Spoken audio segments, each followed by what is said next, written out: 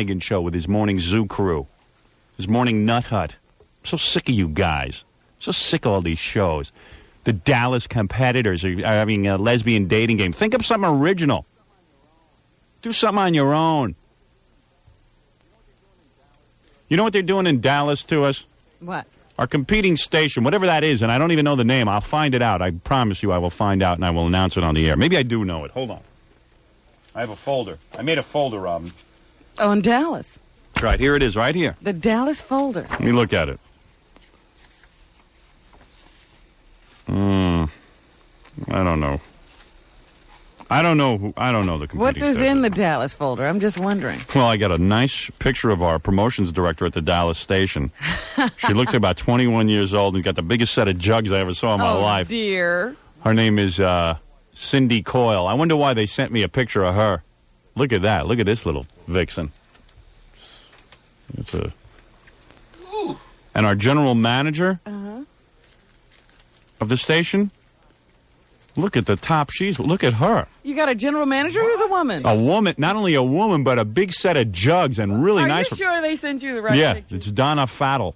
Texas Bells, man. Yeah, Texas Bells for sure. Look at her. That's the general manager. Tell me I wouldn't push her over a desk and bang her. Let me see these pictures. Take a look at her.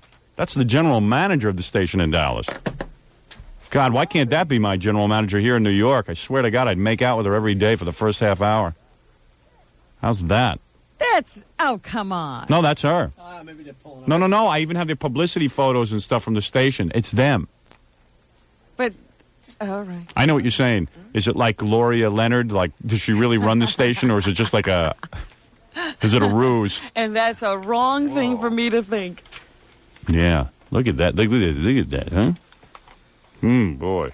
I'll tell you, that's tempting. Well, I'm glad women are making a way for themselves. Good-looking women. The industry of radio. You're not kidding. They certainly are making their way. It's about time we got into the executive office. You're not kidding. Hey, let me take some phone calls right after these words, and then Robin, you'll introduce yourself to Dallas, and then Fred and Jackie. Did you finish with yourself? Well, yeah, I guess. I don't know what you said. I don't know. I said I'm going to rip somebody a new a-hole in Cleveland. I just started yelling. You try being me. We got to talk about the MTV Awards. There's a lot going on with that. We're flying out today to do the MTV Awards, and then we're going to do a show from the MTV Awards for you on Thursday morning. Don't miss that one. It should be good. 92.3 K-Rock, Miller Lite, and the NFL. You know? Okay. You know what I'm saying, Robin? I hear you. What are you organizing? I'm just saying once again to that imbecile in Cleveland, don't you call up and threaten anybody. Don't you ever open your mouth about me again, because I will sit there and make your life miserable. You don't know who you're effing with. You understand? Do you understand, pal? You understand what I'm saying, boy? Dog boy? Lanigan boy? You're going to be my bitch on all fours. You understand? You're going to crawl around like a dog. You just shut your mouth about me. You keep your friggin' mouth shut, or I'm going to make life living hell. You think it's bad now. Don't even get under my skin, because maybe I'll forget about you. You might be lucky. I might be so busy with other things that I'll forget about you. But if I hear about you saying things on the air again, I'm going to fix you bad. You understand? I can do it. I'm great at it. Ask the Philadelphia zookeeper what his life is like. Next Monday, we're having a special Philadelphia broadcast. This is a show dedicated to my Philadelphia fans. Next Monday. Next Monday. This coming Monday, rather, Robin. That's the next one. It's the next Monday. I always get confused about that term. I know. But you wait to see what that show's all about. And you should tune in, all you zookeeper freaks. Around the country. You know, all of you. All he is. All he is. Now, the little peckerhead in Cleveland couldn't take me talking about his one eye going into the socket there. He thinks I'm kidding around. I don't like you. I don't like guys who steal my material and then make money with it. I don't like it. Don't you understand? I'm for real. I'm playing for real. This isn't a bit. Same thing with the Philadelphia zookeeper. I wasn't kidding. I told him to get out of town, and I'm telling you to get out of Cleveland. You little retard. float eye. When you look in the camera, try and get that eye straightened out. It's a disturbing look. And if I have to watch any more news reports out of Cleveland with that eye turning inward, I'm going to throw up. Don't let me get any reports that you mention my name. You hear me, my bitch? You're my bitch. You're my dog bitch. You whelp my pups. Oh, jeez. I'm just thinking about his children. Yeah, I'm just thinking about that Playboy bunny wife of his. But his children are going to be listeners of this program. I know, because they can't stand him. He's such a bore. Hi, Cleveland. You're on the air. By the way, so welcome Dallas this morning. We'll be having a press conference about Dallas at 8 o'clock our time, 7 o'clock in Dallas. In Dallas. Well, at least we'll get to talk to some Dallas people then. Yes. Hi, you're on the air. Hey, Howard. Hey, what's happening? Not much. I think you should just go to Cleveland and just wipe Lanigan out. Well, Lanigan and your morning zoo, the little two buzzard douche faces. That other thing, that buzzard zookeepers. I mean, those guys don't do anything. They're a bunch of fools. Well, we'll see what happens. By the way, let me just give you our itinerary here. We're going to, after the show today, we're going to Los Angeles. And Wednesday night, I'll be on the MTV Awards. Well, I won't be there. Fartman Now, this will is not be. an official trip to Los Angeles, though. No, this does not count. Robin, you are not to talk to anyone in Los Angeles? I'm under a gag order. Yeah, we're under a gag order. And this is not an official trip to Los Angeles. We're going out there for an explicit purpose. Mm-hmm. And that purpose is for me to appear on the MTV Awards, for Jackie and Fred to piss and moan how they're not in first class. Okay. And for you It's to... always good. Yeah. Jackie, I really tried. I'm sorry, pal. I haven't really said did. anything yet. I know. You know what it is? Just wait till you get on that plane. I'm just hoping that everybody is excited that they're getting to go to California because they almost didn't. And that's all I can tell you. Well, you got more creative. Although I'm working on getting Fred and Jackie upgraded to business class. I heard about If that. the airline will be good enough. Because really, I do need to work with them on the plane. Two pains in the ass. Is there a business class on? Yes. I thought it was just for overseas flights. Yeah, there is a business class, I think. So, That's what I heard. yeah. Maybe I should say to Dallas, "Hi, Dallas. I'm Jackie, and I complain a lot." Yeah, maybe well, you're stepping out of turn. Robin's turn is next. I complain. Seem to fit. He's the guy who just complains about I stuff. haven't complained about. All right, there was nothing I can do. And that's all there is to it. Well, your radio station's good and your TV show's better, so. Thanks. Hey, in Cleveland, you got the TV show, didn't you? Oh, yeah. What time was it on there? 3 in the morning? 11 o'clock. 11 o'clock. Very good time. Yeah, was it on station like 69 or something? It was on the Chicago station. Oh, you got it out of Chicago. Yeah, I got it on cable. Oh, like a superstation out of Chicago. WGN is the superstation out of Chicago. I see. Yeah. Lesbian dating game was yours first, so keep going with it. Yeah, I know. All right, thanks, man. Yep, see you later. All right, bye. Anyway, where was I? Oh, yeah, the MTV Awards. Mm-hmm. So we'll go out to the MTV Awards. I got a rehearsal at like 9:30, 10 o'clock in the morning. Did you get that straightened out? Yeah. Yeah, I'm just doing one rehearsal. All right. Because I got to go to the rehearsal, do that. I got to, practice my flying. Because I am Fart Man. You didn't see the finished costume, did you? No. I was walking around the station with it Friday. No, I had to leave. There were people actually almost retching in the hall. Really? Yeah, That good? That's how good it was. It is a great costume. Oh, dear. People really sickened. Nancy, the receptionist, said I should really do some sit-ups and very, very critical of me. Boy. Maybe work out a little bit. Did you? You're going to ruin the costume. No, I didn't. As a matter of fact, I ate my ass off this weekend just to make sure the costume would be extra gross. Oh, no. Then when we get back, I'll start working out. There's more cellulite on my ass than... I can't wait to walk out on that stupid... Well, I was thinking about that last night. Yeah. You're coming out with Luke Perry. How funny is that? Oh, man. But, I was watching MTV all weekend, and I didn't see them promote me once that I'm going to be on there. I don't doubt it. And then John said they did. He saw it, and they used a clip of me from like 5 or 10 years ago with short hair. Oh. You know, that was like really bogus. I'm going through a lot of hassle to make sure I'm on the MTV Awards. And, you know, they used this old tape of me looking kind of stupid instead of making me look cool, you know? So the least they could do is sort of help me out with that. But who cares? Who even cares about looking to be cool? They're usually pretty good with their promos. I'm Yeah, I know. surprised. For me, it's bad. I'm the one guy who gets a bad promo. Well, this will be the last thing I do for them. So I'll walk out with Luke Perry because contrast is everything. Absolutely. Yeah. And I'll fly around the stage and fart a lot. Because my kids say, hey, Dad, can we watch you on the MTV Awards? I said, absolutely not. Why not? Because it's embarrassing. Oh. I'm a dad. I told the kids, no way. Said my ass cheeks are going to be out, and I'm going to be doing some adult humor. Oh, dear. I got a question, Howard. Yeah. Who's going to be in charge of the fart sound effects? Is that going to be them? I'm a little nervous about that. I'm thinking of having Fred up in the booth. Fred actually had to join the union and everything for Channel 9, right? So wouldn't he be... Yeah, but I wouldn't mind Fred just being up there so he could tell them what to do. Because you know they're going to... Well, Fred, you'll tell him at dress rehearsal, all right? Fart technician. Right. Got it. You know, music, farts. You're in charge of that. I'll be there. Yeah, we got a Yeah. rehearsal. It's cool. I might even ask special request that Fred be allowed to sit in the booth during For the... that portion of the show. Right.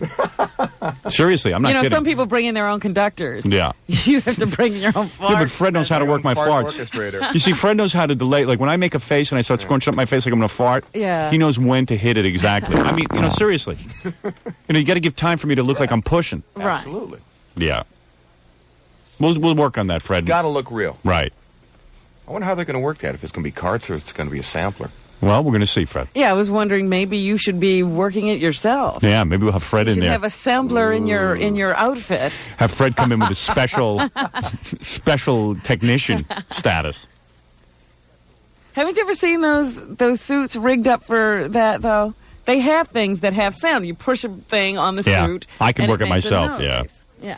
All I know is I started getting a panic attack yesterday. I go, you know, I'm 38 years old. My ass and belly and everything can be sticking out of there on that MTV Awards. And You know, I just I'm a sat buffoon. there I'm and a I buffoon. wondered, what is the reaction going to be to this? I think people might What start is vomiting. the reaction. Now, no one, they had, I don't know how many people already scheduled for the MTV Awards. Right. And no one would volunteer to be with you who was already invited. Except Luke Perry.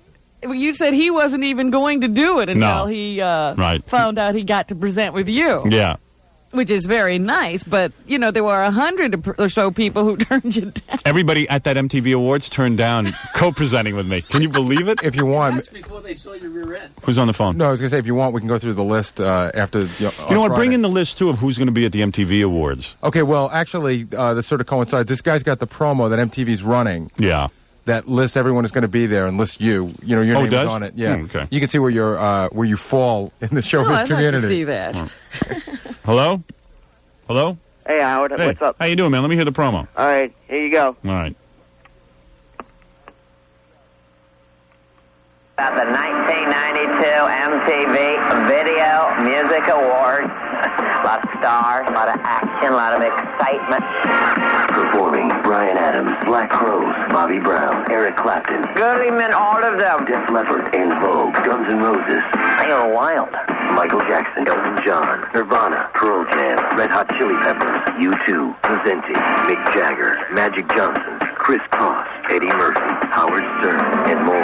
Hosted by David Harvey. I could crush him. It's pretty cool. They added it in. Little walnut. Live Wednesday, September 9th, 9 p.m. Eastern, 6 Pacific. That's because I Hey, you complained. shut up. I thought it was fine. The 1992 MTV Video Music Awards. I complained. I said, hey, what am I doing? I'm busy promoting them. I don't see my name Sure. being added in there. Did you hear it? Yeah, that's Yeah. pretty cool. Yeah, Yeah. they had to put it there because they added it in at the end. Yeah. All right. Take it easy, All Howard. right, thanks. All right, bye. What a goof. So we're going out there, and then Wednesday night we'll do a broadcast that you'll hear Thursday morning. Yeah. We'll be back right after these words. The classic rock station, 92.3 K-Rock. Yes, summer is just about over and you're getting... Trip. It will definitely be worth your while to stop by. Remember the phone number at Grand Central Radio is 212-682-38 5169. Call them. Same-day delivery on most items. Located at 155 East 45th Street. The best prices. It's Grand Central Radio, right off 3rd Avenue. 723, 92.3 K-Rock WYB. Jackie the Joke Man Martling this Friday, September 11th. And Jackie returning to Rockland County. Well, he is returning. Yeah, he is. Someone said he wasn't going to, but he will be at the New York Comedy Loft in Nanuet, New York. For dirty jokes and info, call the all-digital 516-922-WINE. Next Thursday, September 17th at Zodiac in Allentown, Pennsylvania. Go try and stump the Joke Man. Thank you, Joke Man. Thank you. Everybody loves the Joke Man. You know, I'm looking over this list of MTV video presenters. Mm-hmm. I think I'm the most happening one. Well, there's Eddie Murphy, Howard. Yeah, but, you know he doesn't do anything funny when he comes out. You just mean in terms of what? Expectation. Oh, nobody expects anything from Eddie. They're just happy he shows up. We got Halle Berry, whoever that is. That's the girl. I told you who she was before. She was in Knots Landing. I don't even know her. She's in Eddie Murphy's new movie. You do know her. She was the black girl who was having the affair with the guy who died. Yeah, well, big deal. I don't even remember her. I don't know her character. Nobody cares about her. She's very pretty. Yeah, but nobody cares about her. Oh, okay. John Corbett, nobody cares about him. I don't know who that is. Who is he? I don't even know who that is.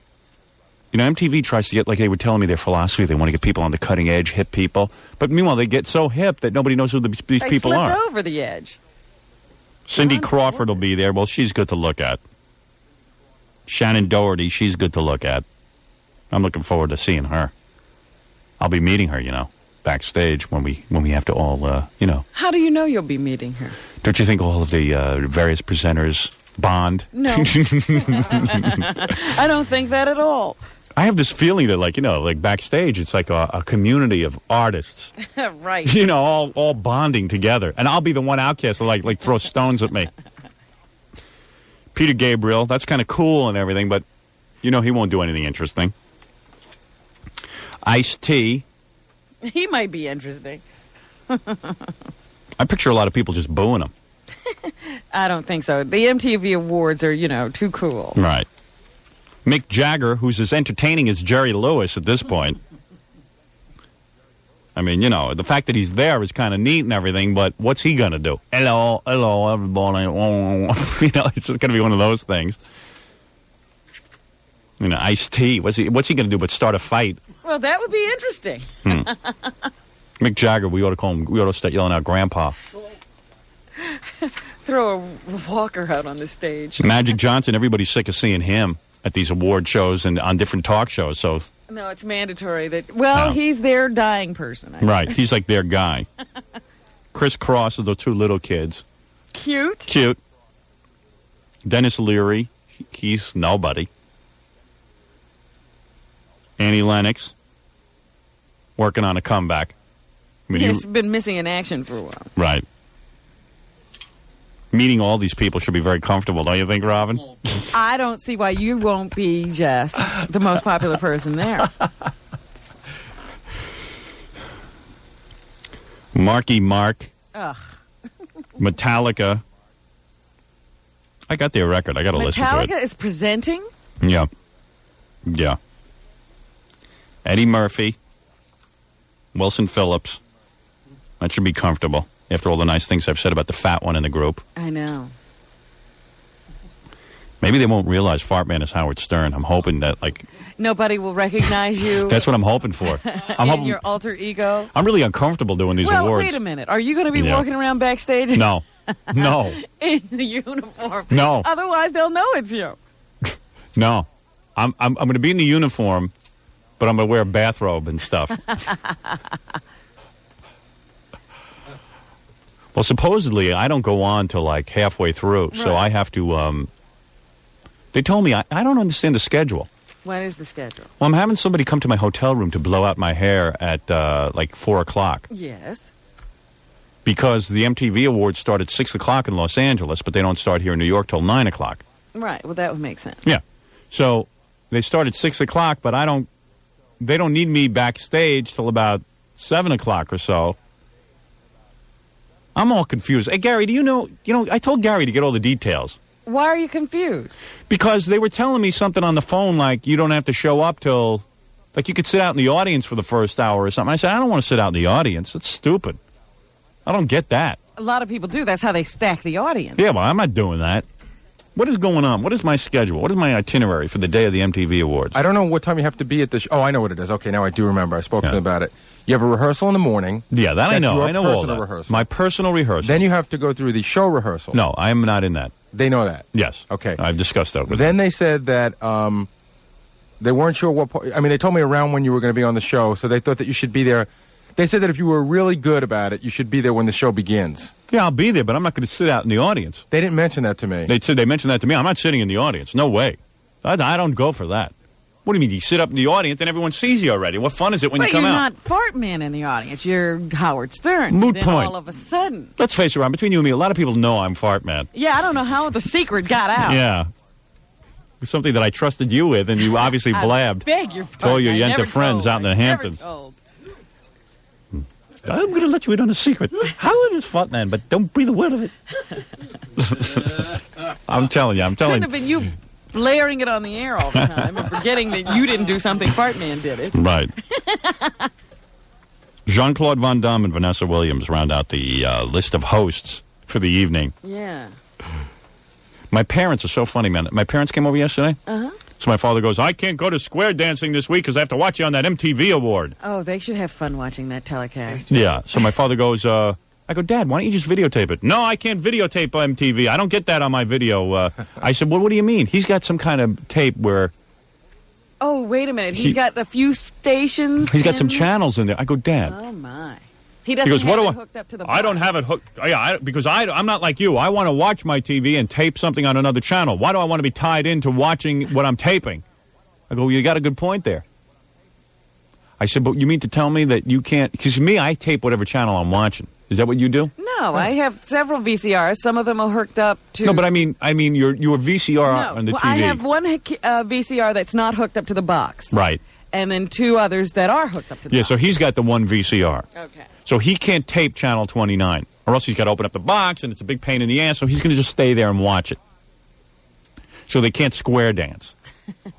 Because that's their exercise, square dancing. I've been wanting to see that for a long time. Yeah, you should go. I'll tell you when it is. You can go. Oh, I'd love to. That's my request for the video. Really? I'd like to see that. Yeah. Because the way you described the outfits were pretty interesting. Yeah, it's really... And I've heard about their dancing, so... It's Fagola City. It's unbelievable. I would love to see that. So, then my father starts in, he goes, so, I don't understand something. How long are you going to be on? I go, well, Dad, I'm a presenter. He goes, so you're going to do a major chunk of the show? Are you going to be on for like a half hour? I go, no. I said, you ever see the Emmys or the Academy Awards? A guy comes out, he presents an award. That's me. Well, a lot of the shows now I see, they come out and they do a whole segment. Oh, I go, yeah, well, that's a recent development, but I'm telling you, I'm just a presenter. They're spending $40,000 on you with a flying rig for $30,000 and a $10,000 costume so you could be on for 5 minutes. I go, that's right. It doesn't matter how long you're on. It's what you do and the time that you're on. Well, I don't see that. And I got to watch that? I mean, I'm looking forward to it, but I don't know, 5 minutes. My mother goes, Ben, did he say 11 o'clock? How come he's not on first? I go, Dad, it's more of a compliment to be on later in a program like that. They're saving the best. You know, they're keeping people tuned in, waiting for me. You don't want to come on right away. You shoot your load right up front. Ben, what do we get? 11 o'clock? Oh, it's going to come on at 11 and we can't tape it? I go, why don't you guys go to Square Dancing? I'll tape it, and then you'll see it. Allison will give you the tape. No, we'll watch it. It's like an hour discussion yesterday about me on the MTV Awards and how they're going to tape it or whether they're not going to tape it. You know, these newfangled things, Howard. Yeah, well, you wanted to shoot yourself from this conversation. It was frightening. But anyway, we should get back to introducing ourselves to Dallas. All right, go ahead. And taking phone calls and stuff. And maybe letting the audience kiss our ass a little bit so that, Dallas gets an idea. Yeah, Dallas gets an idea that we're important. Love. Yeah, that we're important players in the radio business. We'll be back right after these words. Completely off her shoulders, there were two like white bra straps, but they're not bra straps. It's like a light white little tank top is bursting through, and then you've got like little mini pants, mini pants, whatever you call culottes, or what do you call those? Little leggings, but they're only like half leggings and open-toe shoes. Woo, it's the shoes that really get you. Boy, if she doesn't want to get laid. Lose the weight you want for $249. And let me tell you something, Robin. You've got to thank Nutrisystem because you could not have squeezed into that little tight outfit like that. And your breasts are sticking out like JFK's head stuck out of that limo in honor of our friends in Dallas. I just wish they get that name straight. I have a feeling of what's going on. Yes. Wait, somebody does. But I'm not sure. All right, we talked about the MTV Awards. I talked about the fact that we're on in Dallas. We're 20 minutes away from a press conference in Dallas where we'll meet and greet the press of Dallas. Now, I'll tell you the truth. I have no idea how the press is treating us in Dallas. We have seen no articles? No. We have heard no reports? No. If the Dallas station would send me any reports they have, I'd appreciate it. Hello? Things are on a very fast track, Robin. We're going on to more and more markets, and we have to get familiar with every market. Yay.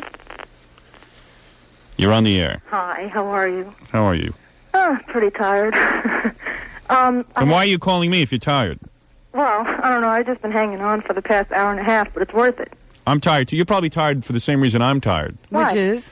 Well, we spent the whole weekend watching the telethon, and Frankie Avalon was so dynamic, he took away all our energies. Could that guy be any more monosyllabic? Well, I just, I thought it was me, but I wasn't getting the same kick out of the local coverage of the telethon that I normally do. Give me Tony Orlando. Or Ben Vereen, anybody Yeah. but Frankie Avalon. Ben Vereen's a little out of commission, Robin.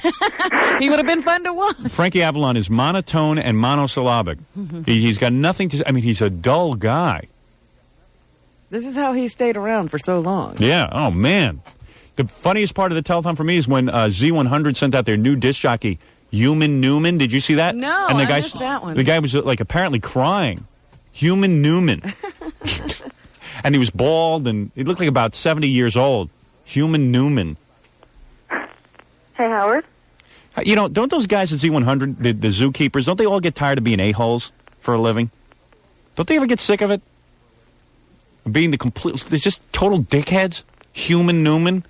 He had to come out on Monday, on a holiday. Yeah, and he gave the whole spiel, the disc jockey spiel, how he wants all his listeners and everyone who listens to radio to give some money to the muscular dystrophy. Yeah, I saw another disc jockey from, I think it was Hot 97. Yeah. A woman. I missed that. If I ever sent you a T-shirt, if I ever played a request for you, this time don't pick up the phone and call the radio station. Call us one time. Yeah. Because we're serious. Yeah. Human Newman. You had to see him, though. An embarrassment. It just makes my skin crawl that I'm in this industry. I know. Human Newman. Anyway, what can I do for you? Well, I have one question for you and one for Robin. And neither one of them have anything to do with what you've been talking about. Is that all right? Yeah, that's okay. Okay. When is Allison due? January. Yeah?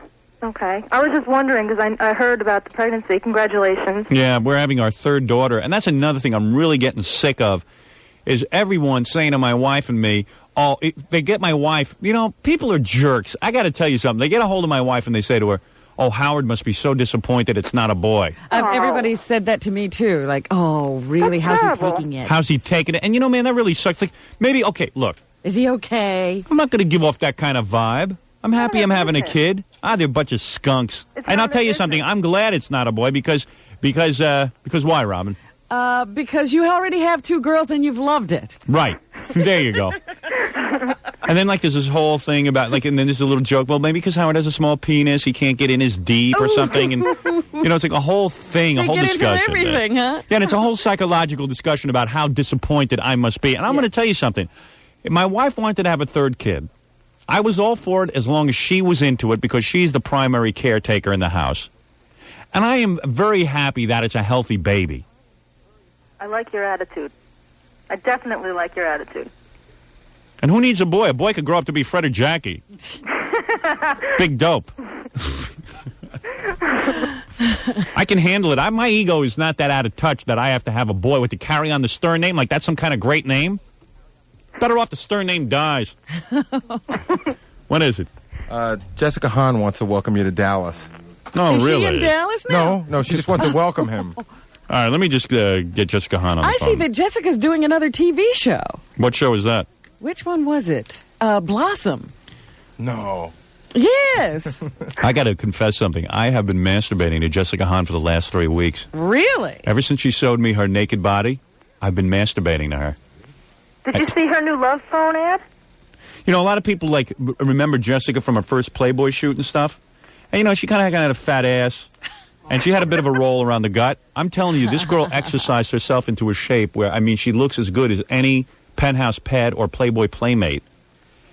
And when we were in the hotel room, when we went to Philly the last time, Jessica, I asked her, can I please see you naked? And she said, okay. And she took off all her clothes. And I just stared. You know what? I didn't. We go from fatherhood to. I didn't. I just can't believe this show. You know what she looked really good in? Yeah. That night that I sort of keep remembering. Yeah. She had on that flowery kimono.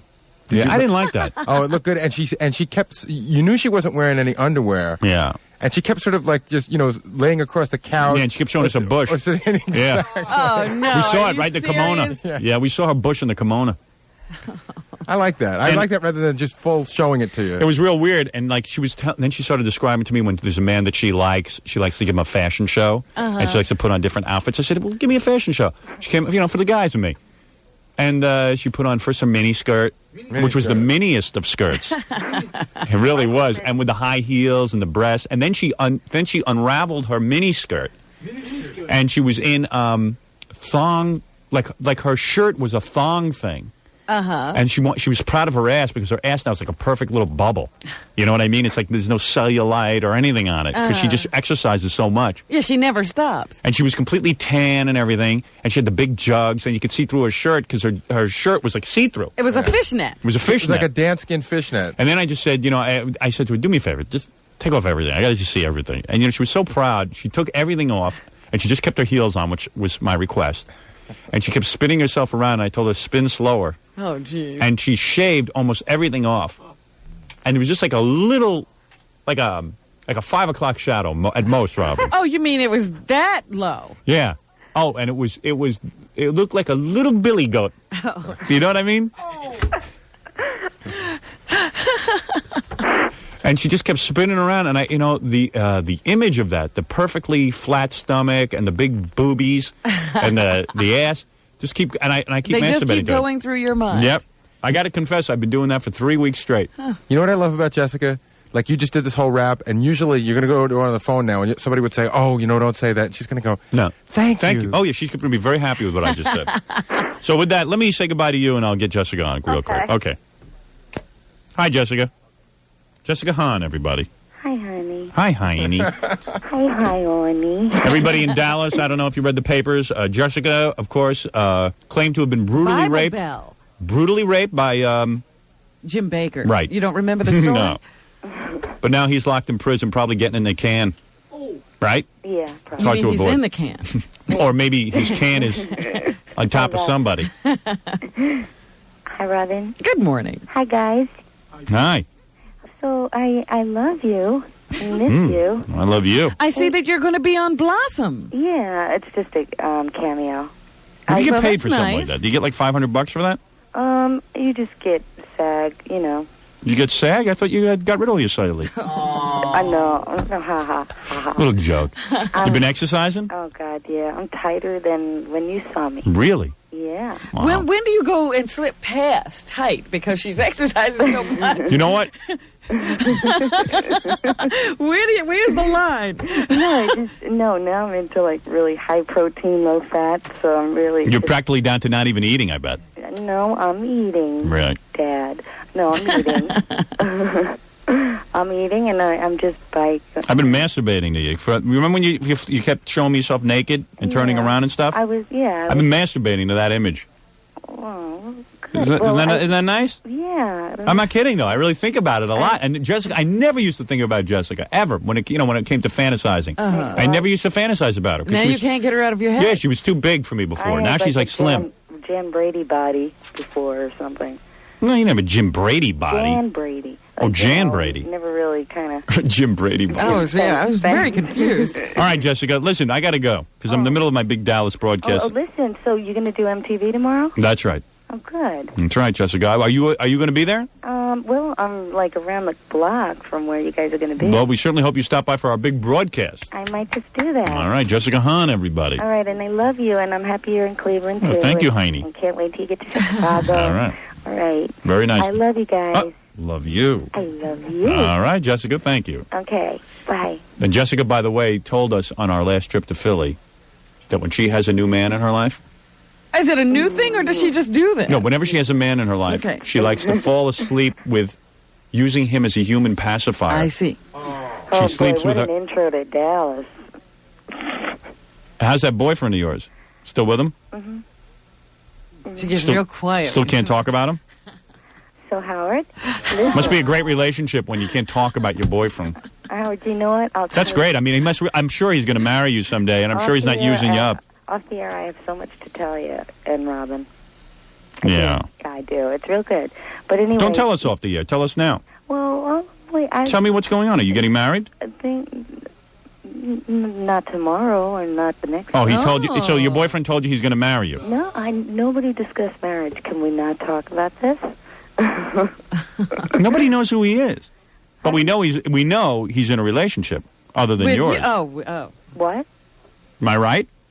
Howard. I knew that the second she wouldn't talk about it. I knew had my suspicions, but... Robin, you're like, you've got like ESP or something, I'm convinced. Why are you with married men? I am not with a... Howard. Why are you? I am not with a man. What is in it for you? Do you want to be... you know that the guy's going to dump you? Jessica, as God as my witness, if you want me to be like all your other friends and lie to you and tell you I think it's great, I will not tell you that. Howard. I'm being very straightforward. The guy is using you. Why do you do this to me? Why do you do this to yourself? I'm not doing this to myself. All right, then don't listen to me. Go listen to your other little friends. No, everything's fine. Your private parts are a magnet for men that aren't available. Why don't you use your... if you got yourself in such incredible shape and you're looking really sexy... Yeah, get a guy that's available. Now's the time to pounce on someone who's going to really be horny for you. But I did this I got myself in shape just so I'd feel good. Yeah, but don't you listen, what is your future going to be? My future... You spent all the Playboy money. Oh, Jesus. You're running out of cash. Howard. You're busy making SAG appearances. Howard. SAG appearances. And what you got to do is now bag yourself a decent-looking guy, a guy who is available, single. But I would like to... Who isn't involved in a situation. It has not... I want to make my own living so that I never have to depend on anybody. If I was Fine, so use them for insurance. Just right, get one. just in case. Because I don't see that much going on. Get a black high school athlete, hook up with him now, and then when he gets his big... OJ's free. Yeah, OJ. Oh, brother. You've had black guys, right? Huh? Have you ever had a black guy? Tell the truth. Never. Say, I swear to God, I never had a black guy. I swear to God, I never had a black guy. I swear to God, I never had sex with a black man. I swear to God, I never had... Hey, what is this? Say it. I swear to my Lord Jesus Christ that I never had sex with a black man. I swear to my Lord Jesus Christ, I never had sex with a black guy. Interesting. Yeah. Contrary to what you probably think. Say, I swear on my Lord Jesus Christ, I never had sex with two black guys. Oh. So it might be a technicality. Technicality. You know, you should have been a lawyer. I swear to God. That's right. I'm trained in the... That's right. If he hadn't gone into radio. Yeah, actually, I could have been a great legal man. Yeah, but there was a little problem like law school and getting into one. Darn it. Darn it. Damn it, with all those tests and those GREs and all that other stuff and that damn bar examination. So to hell with them. Yeah. Oh, I swear they make it so difficult. I'll cross-examine my guests. Right. I'll make them pay. I heard that whole... What, are you naked now? Well, I'm in that, yeah. Where's your man? Is he back home? No, What, did he have to book out at midnight? No, I haven't seen him. Get back. Yeah, honey, I was working late again. No, he But it was Labor Day, for God's sake. Sweetheart, where were you? Oh, honey, I was playing tennis till midnight. Yeah, we had the court all night. We got carried away. And then, there was some work to do. Oh, Lord, no. I haven't seen him in a couple of days. So you're going to marry... What does he say? He's going to marry you as soon as he dumps his wife? No, we never even discussed marriage. I am really afraid of getting married. I always have been. I am. I just don't trust married people. Well, there's a reason for that, Jessica. They're always going out with you. Yeah, who can trust anybody? All right, Jessica, I got to move along. I'm getting ready for the Dallas press conference this morning. And there's a lot of excitement. Well, I'm really proud of you, Howard. Thank you, Jessica. I'm proud of all of you guys, and I love you. Thank you. That's very nice of you to call in and welcome us to Dallas. And I set my clock just for you guys. All right, thank you. Okay, I'll be listening. See you, Jessica. I love you guys. Bye, Rob. Love you very much. Thank you. Bye. You'll behave now. Yeah. Okay? All right, thank you. And only think about me. I mean, in your head. Yeah, don't cheat on Jessica. Right, just think about her. When you see that All right, very good, Jessica. Bye-bye. Okay, bye. All right, there you go. Only think about her. Yeah, that was quite a scene in my hotel room when she was naked, spinning around like a top. I go, spin slower so I can look more. I need to see it all. Jackie, how'd those jugs look, man? Be honest. She looks very good. Yeah. I mean, seriously, she didn't look that good. No, she really did a number on herself. Yep. She really did. It gives me hope that one day I could have a nice, tight ass. All you have to do is... quit my job and exercise all day. That's right. All right, I'm going to take a break, and then we'll come right back. Get ready for the Dallas press conference, Robin. All right. And maybe at the beginning of the press conference, I will introduce myself to Dallas, and you'll say a little something about yourself. Fred will say something, Jackie. And right, maybe we'll get to that part. Something weird happened over the weekend. My wife got a call from a good friend of hers in San Francisco, and she called up and said, I just heard that Stuttering John was killed in a car crash. Is it true? My. It was like a really weird thing. And my wife said, Howard, I got really nervous, like, maybe she just got to me. I said, but I would hear about it before anyone else. How could they hear in San Francisco first? Yeah, so she said, no, we had heard that someone from the show had died and that it was Stuttering John in a car crash. And so who died? So the only thing I can figure out is that we must have been talking about Ted the janitor dying. And then when word got out to San Francisco, because they only know us through our TV show, they probably said, oh, it must be Stuttering John, and then the rumor got started. Oh.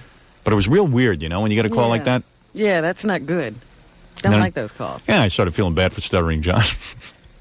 Finally got a record contract. Now he's dead. All right, we'll take a break. We'll be back right after these words. That's the number to call. Just keep that number handy. They'll ship anywhere.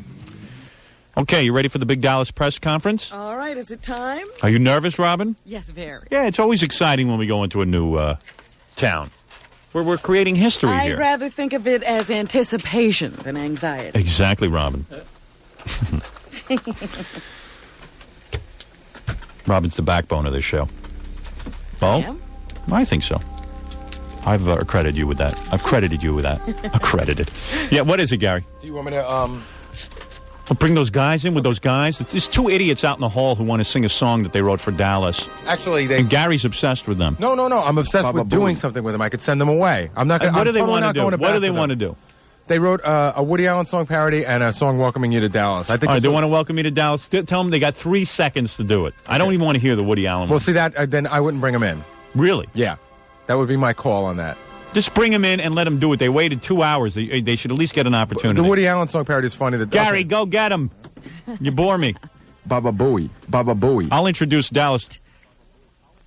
As they say. How do you do this? What did I just do? I just pushed this in. Right? Yeah. I just did that. Yeah. So we're live now. We should be even Steven. Hello? Can those guys hear me? You guys hear me? There's a bounce. Listen to that. I'm going crazy. First, I get no phone calls from Dallas because they forget to set up the phone line, and now I can't even hear them. All right, thank you. I don't know what to do. Eli, get in here and set this up. Pal of mine. You put down Scott the engineer, but when he's here, it does... Things run a little smoother, don't they? Certainly do. He must know something. You sit there. All right, here's the two guys from who want to welcome me to Dallas. Hi, guys. How you doing? What's the story with you guys? I'm very glad big to fans? be here. All right, just sit down real quick. I really hardly have time for you. Thank you very much. Good morning, Jackie. You guys are dressed like cowboys? Yeah. All right. Now, do you have a particular name? You guys understand I'm not set up for you, but while I'm waiting till they fix the lines in Dallas, we'll listen to your song to welcome me to Dallas. Now, you guys are from New York, right? Jersey. From Jersey, all right. All right, quickly, and I'm going to cut you off the second I get bored, all right? Okay. All right. All right, everybody. Well, all right, everybody. We just hitchhiked from all the way from Dallas, Texas. Everybody's talking about the Rockin' Crave over in Texas. It's a crave. Everybody love it. Yeah, we wanted to welcome our pal Howard Stern up there from that. Give him a big Texas welcome. Yeah. Yeah, he's that funny boy from New York City. Everybody knows Howard Stern's the king of comedy. All right, what is your Woody Allen? Quickly, the Woody Allen Okay, song. Woody All right. Allen tune, we What's got it wrong right with you here. two mental patients? We are mental patients. I swear to God. Mature men, Howard. Gary, you're fired for letting them in the building. You know, these are two guys. These are not kids. How old are you, sir? I'm Monster Dan, Howard. Yeah, Monster Dan, how old are you? 37. I live at home. You're 37 years old and you live at home? Yes. With your mommy and daddy? Yes, sir. Why is that? What has gone wrong in your life that you're 37 years old? Drunk. No way, man. I don't know, Howard, man. No, do you really live at home with your mom and dad? Yeah. And what What happened? do you do for a living? My parents are interior decorators. Dante's Interior Design Studios in Fort Lee, New Jersey. I see. And what, do you work for them? Yes, I do. And you live in their house? Yes. And are you married? I was. And when you were married, did you live in your parents' house? Oh, no, sir. So your wife got your house. So your wife is now living in your house and you're Right. living with your parents? Yes, sir. How long has that been going on? About 3 years ago. Yeah, isn't it great? Yeah, it's fun.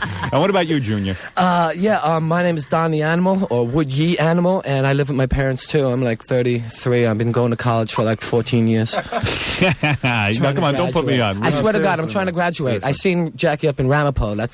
I seen him up there. He called me Jesus. But how do you make a living? Seriously. I'm a cook at the 101 pub in Pagoda. All right. Two overachievers. Yeah. Well, we got like a music comedy. What are you, act two over Jewish there. cowboys? You two Jewish Yes, sir. guys? We're like Woody Allen. You're like cowboys. Roy Rogerstein and Hopalong Schwartz. Yeah. That's what I'm going to call you. All right, go ahead. Let me hear this Woody Allen song that you wrote. Go ahead, quickly.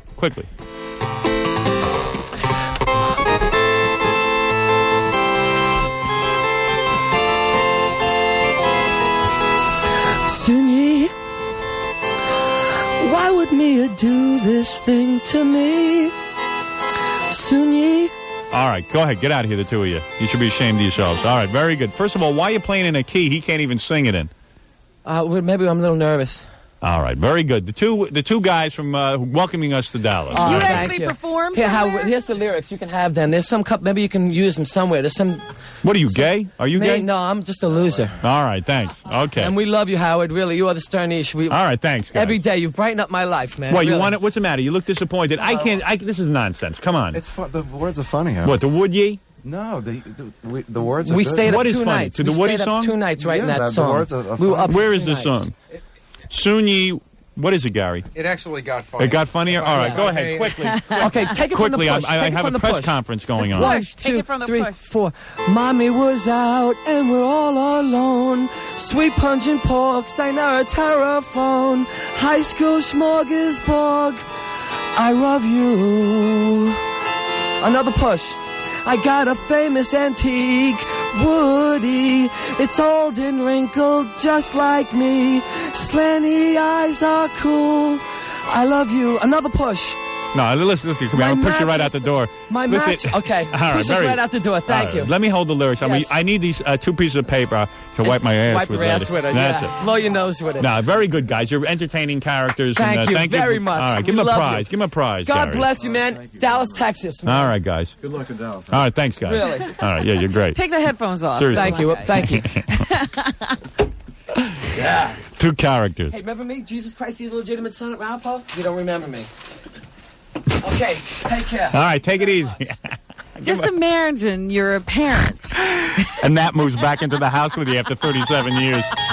All right, listen, let me take a break here. I will see if they've got this Dallas... Hold on a second. Let me check. Hello? No, we're still bouncing. We are here. Yeah, it sounds terrible. Yeah, it does, doesn't it? Can you guys fix that? What about this, Howard? All right, we're going to try another microphone. All right, try something else. Or else call me up on the phone or something, and we'll do it. We could try it that way if you like. Is this any better? No, there's some kind of echo in the room. Isn't this is the golden age of radio here. Technology at its best. Hey, who am I talking to? This is Brian. Oh, this is the program director. Oh, okay.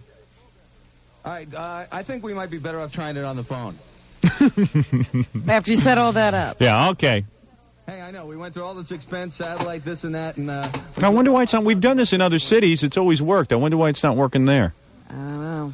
That's weird, isn't it? Well, we have no way to monitor you. That's the problem. This is why Ross Perot couldn't win the presidency, because they were going to do all that teleconferencing and have those teleconference press conferences all the time, and they just couldn't get it together. It sounds like Yankee Stadium in here. Maybe it's not so bad, Rob. Maybe we could work with this. Do you think? Could it be the connection? You know, sometimes you call California and you get that slap back, but Yeah, you don't but this always is get it. This is satellite. It is? Yeah, we're on a satellite. This is an expensive satellite. Ooh. We're up on Sputnik today. They got to be doing something wrong. Then. Maybe it is Sputnik. That's the problem. Yeah, I think you guys are doing something wrong. Go ahead. Figure it out during the commercials what you want to do, and then we'll come right back. Okay. All right. We'll be back right after these words. As a proud Jeep owner, I can tell you, thank you. All right. Fred's serious. There's only one Jeep, and he's got it. Oh, yeah. Oh, you know, when Fred gets a car, it's the everybody best. gets to look at it. Right. It is the best. He's so into himself. By the way, as long as I'm waiting to find out how to handle this broadcast into Dallas. You know, there are major things going on here when we're not on the air with you. I know there's a way to handle this so that we don't experience that echo. Hello? Guys? Maybe I fixed it. Hello? No, you're still an echo. He's trying to come back to us again. I don't think I'm an echo now. What is it, Gary? You see, Scott the engineer does a thing where he... I just want. We're working on it. Yeah. I just want you to know so you don't think we're ignoring it. He's making some calls, and they're confident they can have it fixed in a couple of minutes. Oh, okay, all right. Maybe we should never let Scott go. Here's a couple of things going on. Yeah, I know. I thought Scott didn't know anything. Scott's out in Los Angeles preparing for the big Los Angeles broadcast this week from the MTV Awards. What a pain in the ass. I hate flying anywhere. You were just on a plane, too. I can't believe you agreed to do this. You know, it always seems like a good idea when I agree to do this junk, and then I'm so sorry. The thought tomorrow morning, after we fly to Los Angeles, I got to get up and do a rehearsal. And then I got a couple of meetings, and then... And then you'll be actually on the awards, and then you'll be doing the party. Yeah, but I'll be on such a high that... Anyway, over the weekend, I got a call on my answering machine. I didn't call him back. I can't believe it, but I just was so busy. Dice called me. He got married over the weekend. Oh, really? Andrew Dice Clay is a married man. Well, congratulations to Andrew. Finally made an honest woman out of his wife, Trini. I thought he wasn't going to do that. What did he tell us the last time he was in? Well, I said to him, I said, gee, you know, you got a kid. And if you can do the decent thing already, you'll...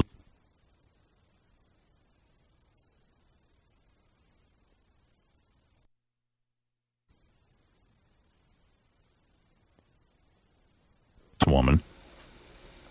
I said it's ridiculous. I mean, the kid will be a bastard. He's doing the Woody thing. Yeah, Woody. He thinks he's Woody Allen.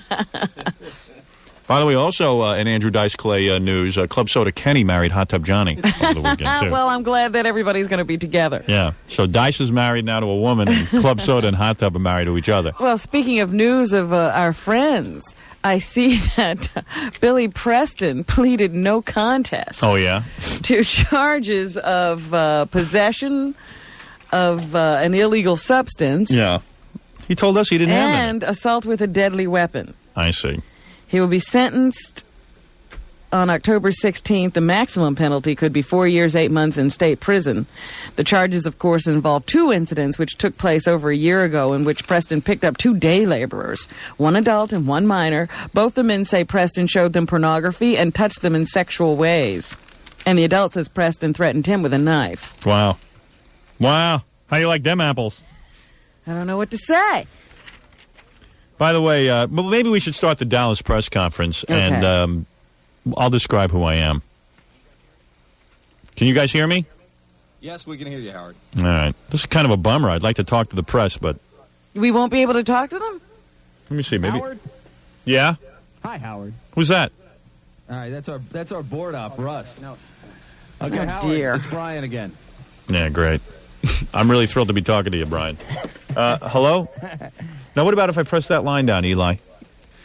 Eli, tell me what I got to do to make this work. I'm telling you, there's a way to do it. On satellite, doesn't it usually sounds like somebody's right in the studio, right? All right, Eli, I got that up. I got echo. I got that. Go ahead. No, it's echoing over in Dallas. That's their... That's their problem? That's what they're sending on the line. Oh. You think they're crummy engineers in Dallas? Do you think that they're idiots in Dallas and don't know what they're doing? Is that what you're trying to say? Go ahead, say it. All right, very good, Elon. That's it? Well, Eli, I hate to tell you, I can't do a press conference like that. Let me try it over the phone line. Hello? Can you guys hear me now? Hello? Yeah. You can't hear me? Yes. We can't hear you. Just put the echo back on. We'll pretend we're doing oldies radio. No, we're not going to do that. It's only when I'm talking. Why is it echoing there? Why don't you turn off all the speakers in the room? And put on headphones. Maybe that's the problem. I can't spend all day on this. We have many important bits to get there, Robin. I know there's a way to simply do it, but there's nobody in charge here who knows how to do it. What am I supposed to do? I don't know, Howard. This is not a good day. No phones, no press conference. Oh, I'm furious. It's just like, it's just a big joke around here. Is it any better this way? Yeah. Well, we'll just have to do it over the phone then. Then everybody's going to come get on the phone?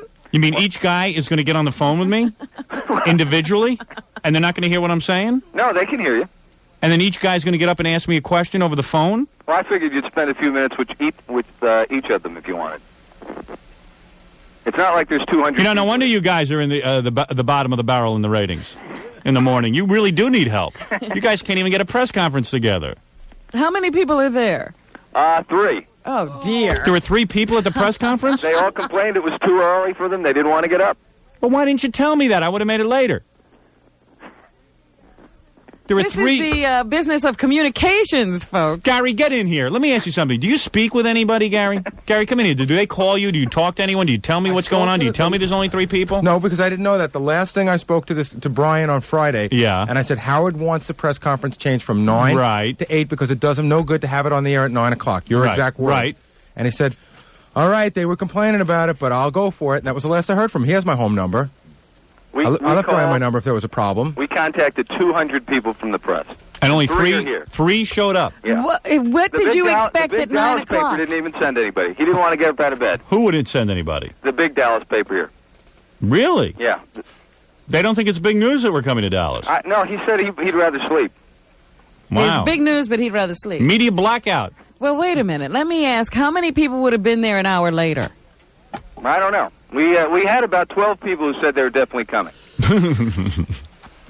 And then when we changed the time, that's when... That doesn't sound like a very big press conference. Well, what papers are there? Well, we have the Fort Worth Star-Telegram, the Dallas Business Journal, and we also have a TV station that just showed up. A TV station is there.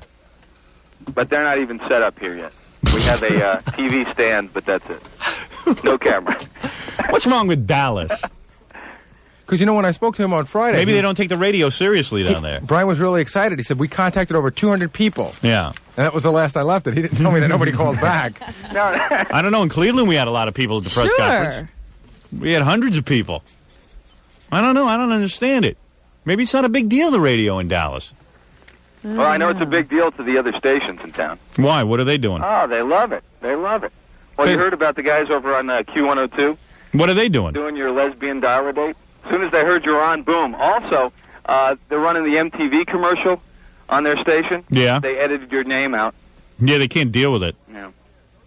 Yeah, so well... they're pretty scared. Those are the same guys who sent around a tape, scoped air check, just of your really raunchy stuff.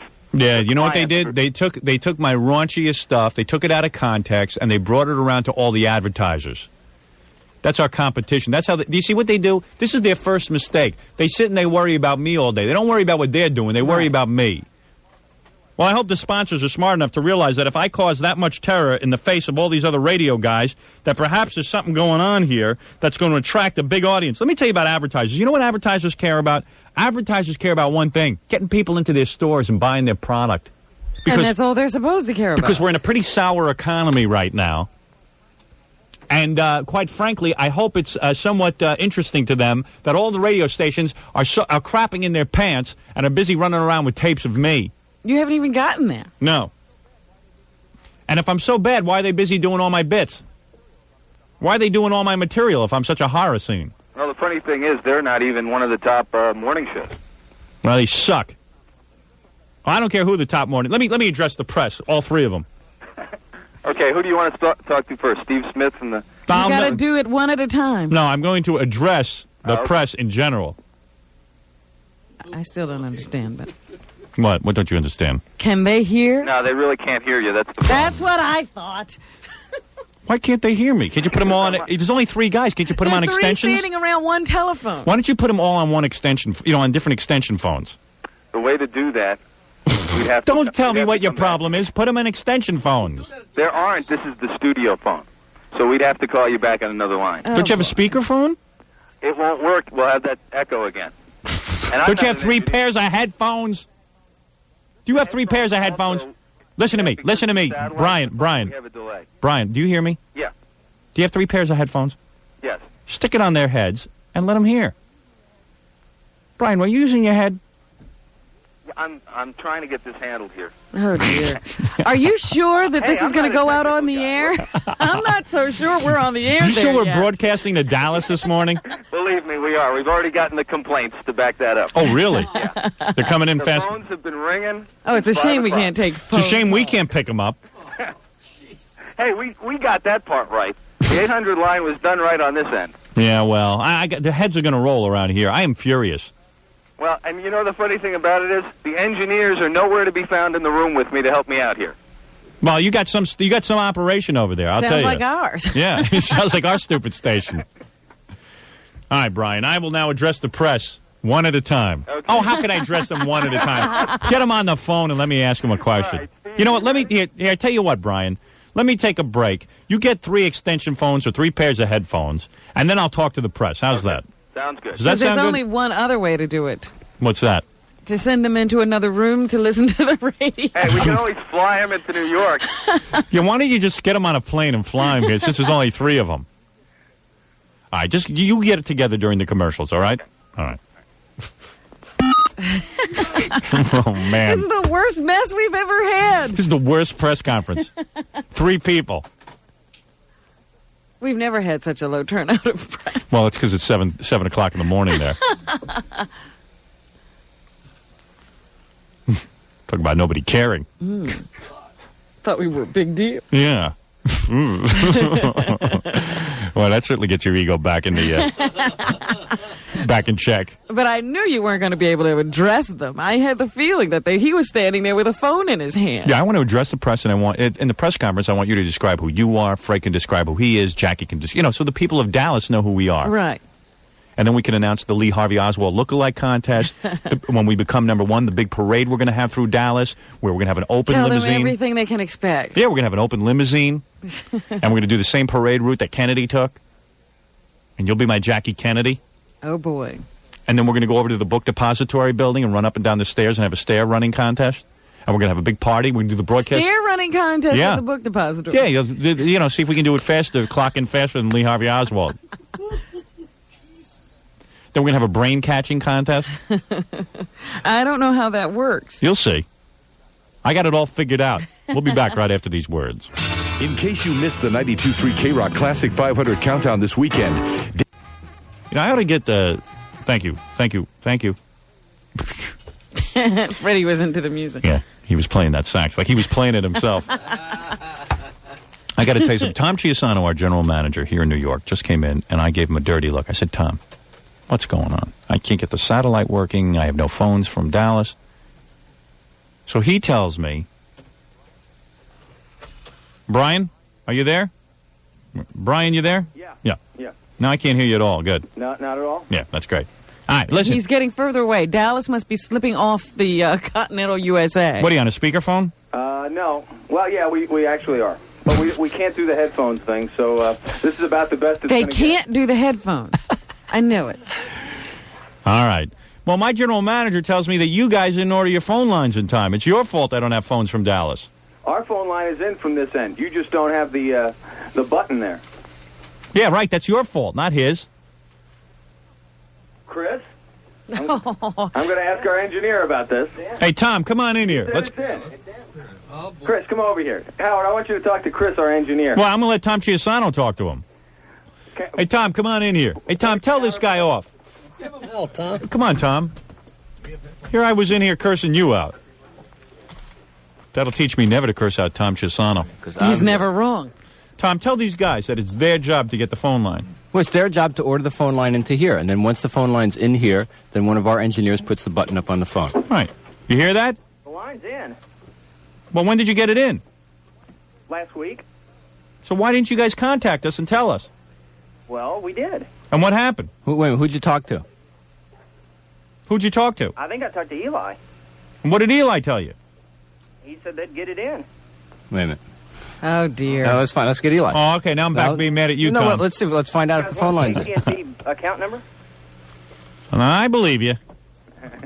See, yeah, I knew it was Tom's fault. You see, for a second, I thought it wasn't. I knew it was Tom. Tom's people aren't doing their job. Ship shape. Well, anyway. What are you going to do? Uh-oh, here comes Eli and Tom now. All right. Our engineer and general manager against... Go ahead, Eli. Let him have it. Did somebody call you, Eli? I don't remember speaking to you on the line. I mean, I knew that I heard on the air that we were having Texas on the air here, but I didn't know of any line.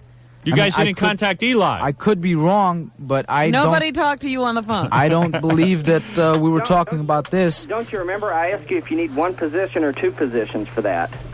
One position or two positions? On your phone system. Uh-oh, Eli. I don't remember talking to you about that. I really don't. Hey, Eli will kick your ass if you're lying.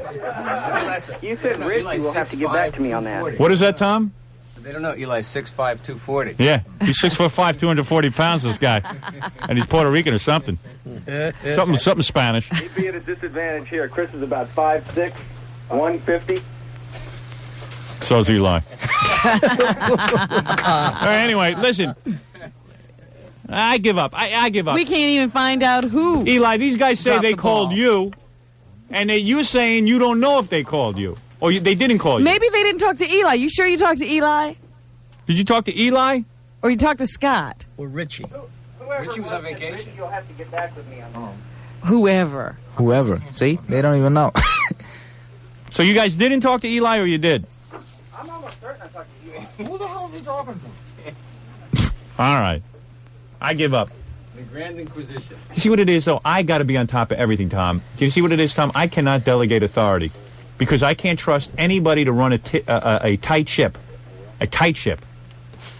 How do I respond to that? I am you know what? I'm appointing myself general manager of the station. I am now general manager of this show. You don't want to run the whole station. I am now the general manager of the show. I've given myself a promotion because you know what? This weekend I said I'm not going to worry about Dallas. Mm-hmm. I'm not going to worry about the press conference. I got my Gary, my brilliant producer, in charge of it. He was off in Vermont. Yes. I got my general manager. I got everyone.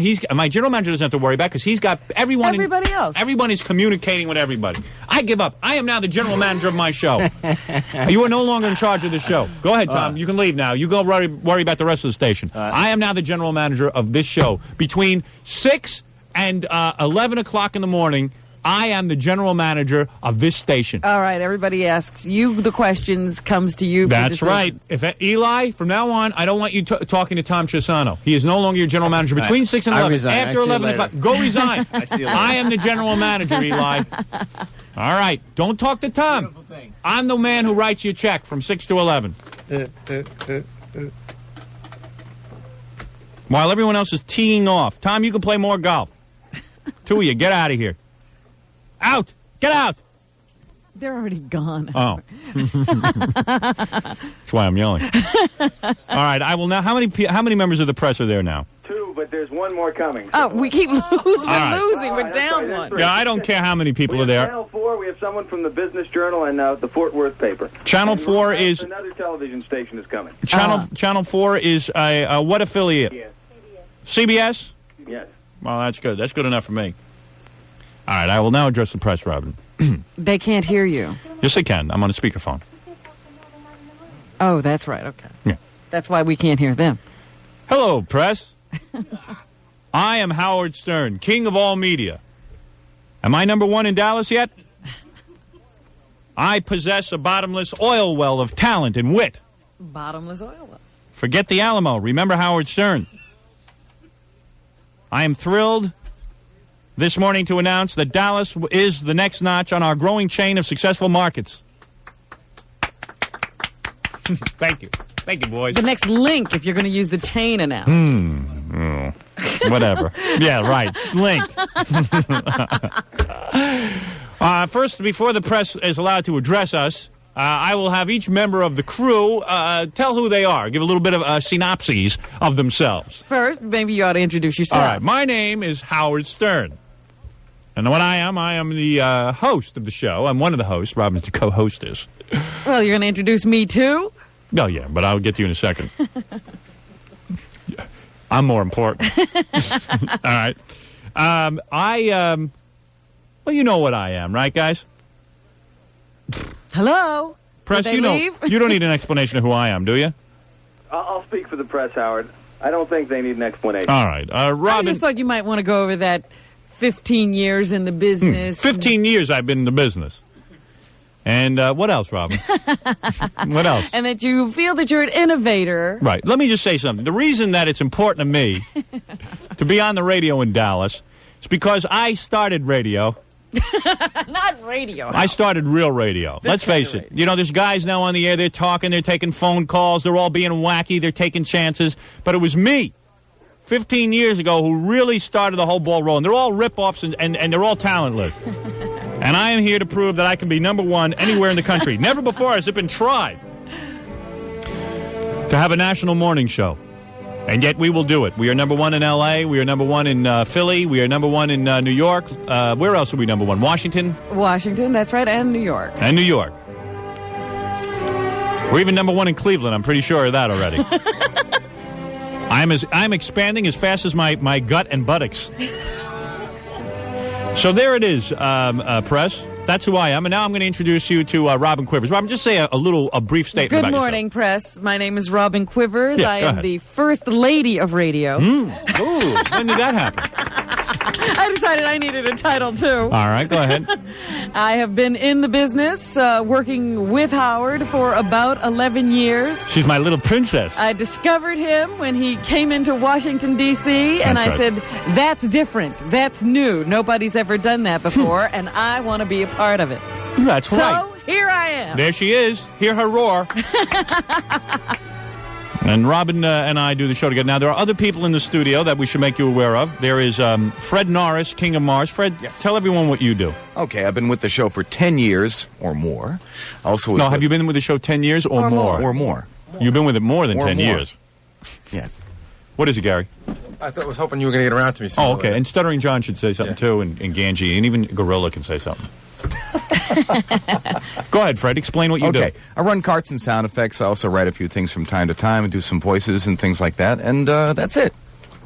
Yeah. Not going to get overly. All right, Jackie, you want to say something? Talk about your stand-up career as well. My name is Jackie the Joke Man Martling, and I am an alcoholic. Oh, man, here he goes bombing. Just be straight. No, I've been with Howard coming up on 10 years in January, and I'm a writer on the show, and I like to laugh. I'm a stand-up comic, and I would love to sell you videotapes and cassettes. No. And you may call me for jokes anytime at 516-922-WINE, and it's a pleasure to be in Dallas. There you go. Jackie the Joke Man Martling. Yeah. Oh, he won't stop. He'll never stop. No. I also give him the hook. And show him how you laugh on the show. All right. And Gary, describe who you are. I am Boy Gary. My title is King of All Screw-Ups and Excuses. I'm Howard's producer. I supposedly organize the show. Tell him what we call you on the air. Baba Booey. His name is Baba Booey. Tell him why. Okay, I collect animation art, and I was talking about Baba Louie, except I screwed up and I said Baba Booey instead, and I never thought it would catch on, and they played it to death. Right. I'm supposed to organize the show and book guests, but Howard says I don't really do it that good. And I get yelled at a lot, and a lot of the time I deserve it. Right, okay, that's a good description. It was honest, factual. Pretty demeaning, but good. Stuttering John, describe what you do on the show. Hero of the stupid. Yeah, I was just going to say to all the stupid people in Dallas, I am your hero. And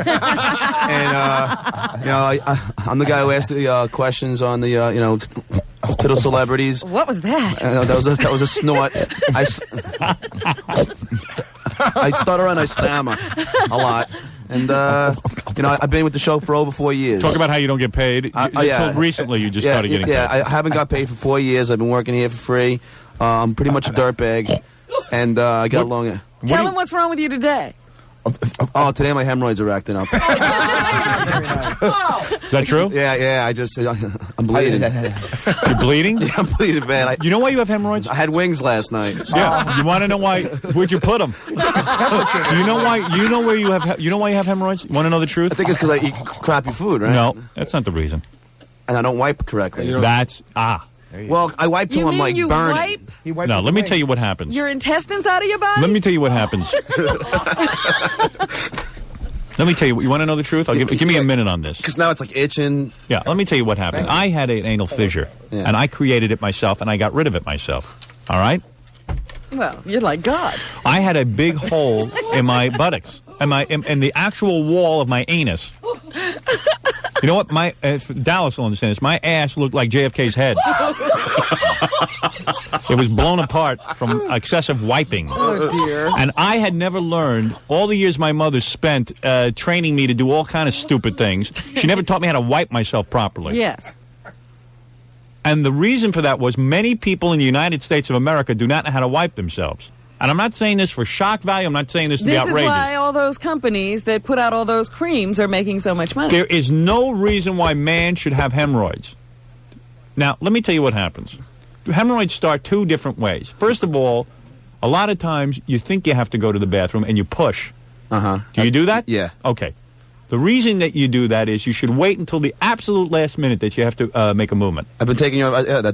How many times a day do you go? Once a day. Once a day, or do you try sometimes to push twice or three? Or you don't go exactly when you're ready. You think, maybe I better go now. I feel like I have to like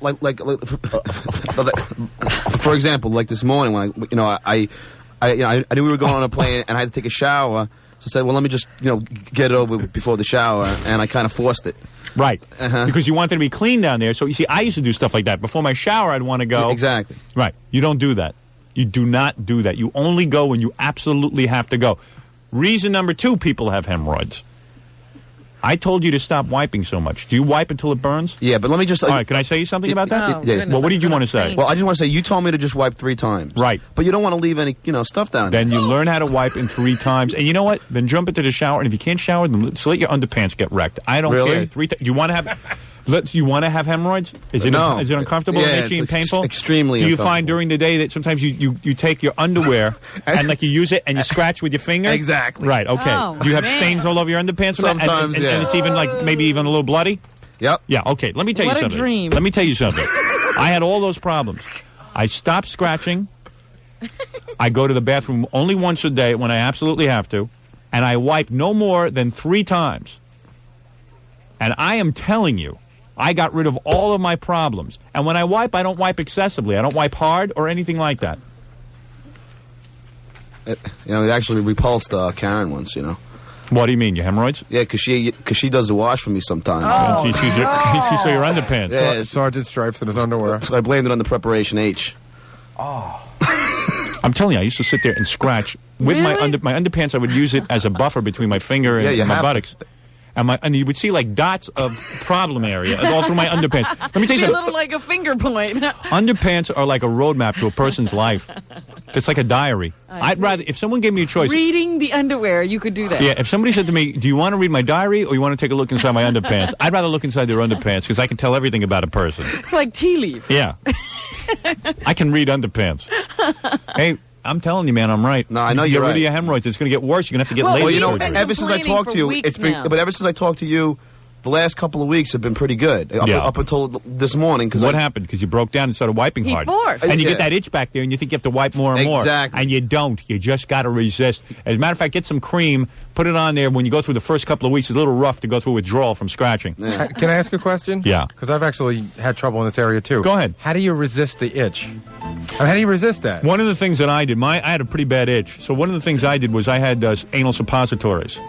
But suppository cream. But isn't it sort of gross? Like, doesn't it? Yes. Isn't it? But it only went on for like a week, and then once the itch cooled down, I resisted. Do not scratch under any conditions. Howard, did you ever find yourself like go against the corner of a desk and stuff like that? Oh, man, you're like a dog dragging your butt across the carpet. I know what you're talking about. I went through all of it. It was embarrassing, and I never understood it, and I never thought much about the area. And then I finally sat down and analyzed what was wrong. And I train myself properly. There are times I wipe, and I absolutely have to wipe more than 3 times. I don't. You don't? Nope. Yeah, well, that's what I got. I don't. And you know what? I'm very untidy back there, and I'm probably smelly the whole day, but I don't care. You just feel unclean if you don't. You do, every but I don't nook and care. cranny. I don't care. You got to learn how to deal with it. I've dealt with it. So before you make love to a woman, you jump in the shower and you clean, you tidy yourself up. That's all. Big deal. So you smell a little bit. All guys smell. And the other thing is, if I could just conclude my introduction, I'm signed to Atlantic Records, and John is now an Atlantic record recording artist. I thank you for playing my music. All right, now I will take. Shut up. I will now take a couple of questions from the press. Who am I addressing first? Yeah, maybe they have some hemorrhoid problems. Yeah. Hey, who is this? We have Dave Scott. Dave. Dave, where are you from? He's from the Dallas Business Journal. Does anybody talk over there or what? I'm here, Howard. Dave, do you have any questions about hemorrhoids? Go to the bathroom. Dave, is there a question you want to ask? Well, I had one, but now I have to go to the bathroom. Oh, come on. No, I was just curious about how familiar you are with Texas, particularly Dallas, if you've spent much time here, and if so, what makes you think you're going to be popular down here? I have never been in Texas. I am unaware of Texas. I know nothing about Texas. But I think it makes little difference whether or not I know anything about Texas. I think the people of Texas are going to want to laugh in the morning, and that's the bottom line. They want to laugh. They want to have a good time. They want to have a party with their radio. What difference does it matter if I have to know something about Dallas?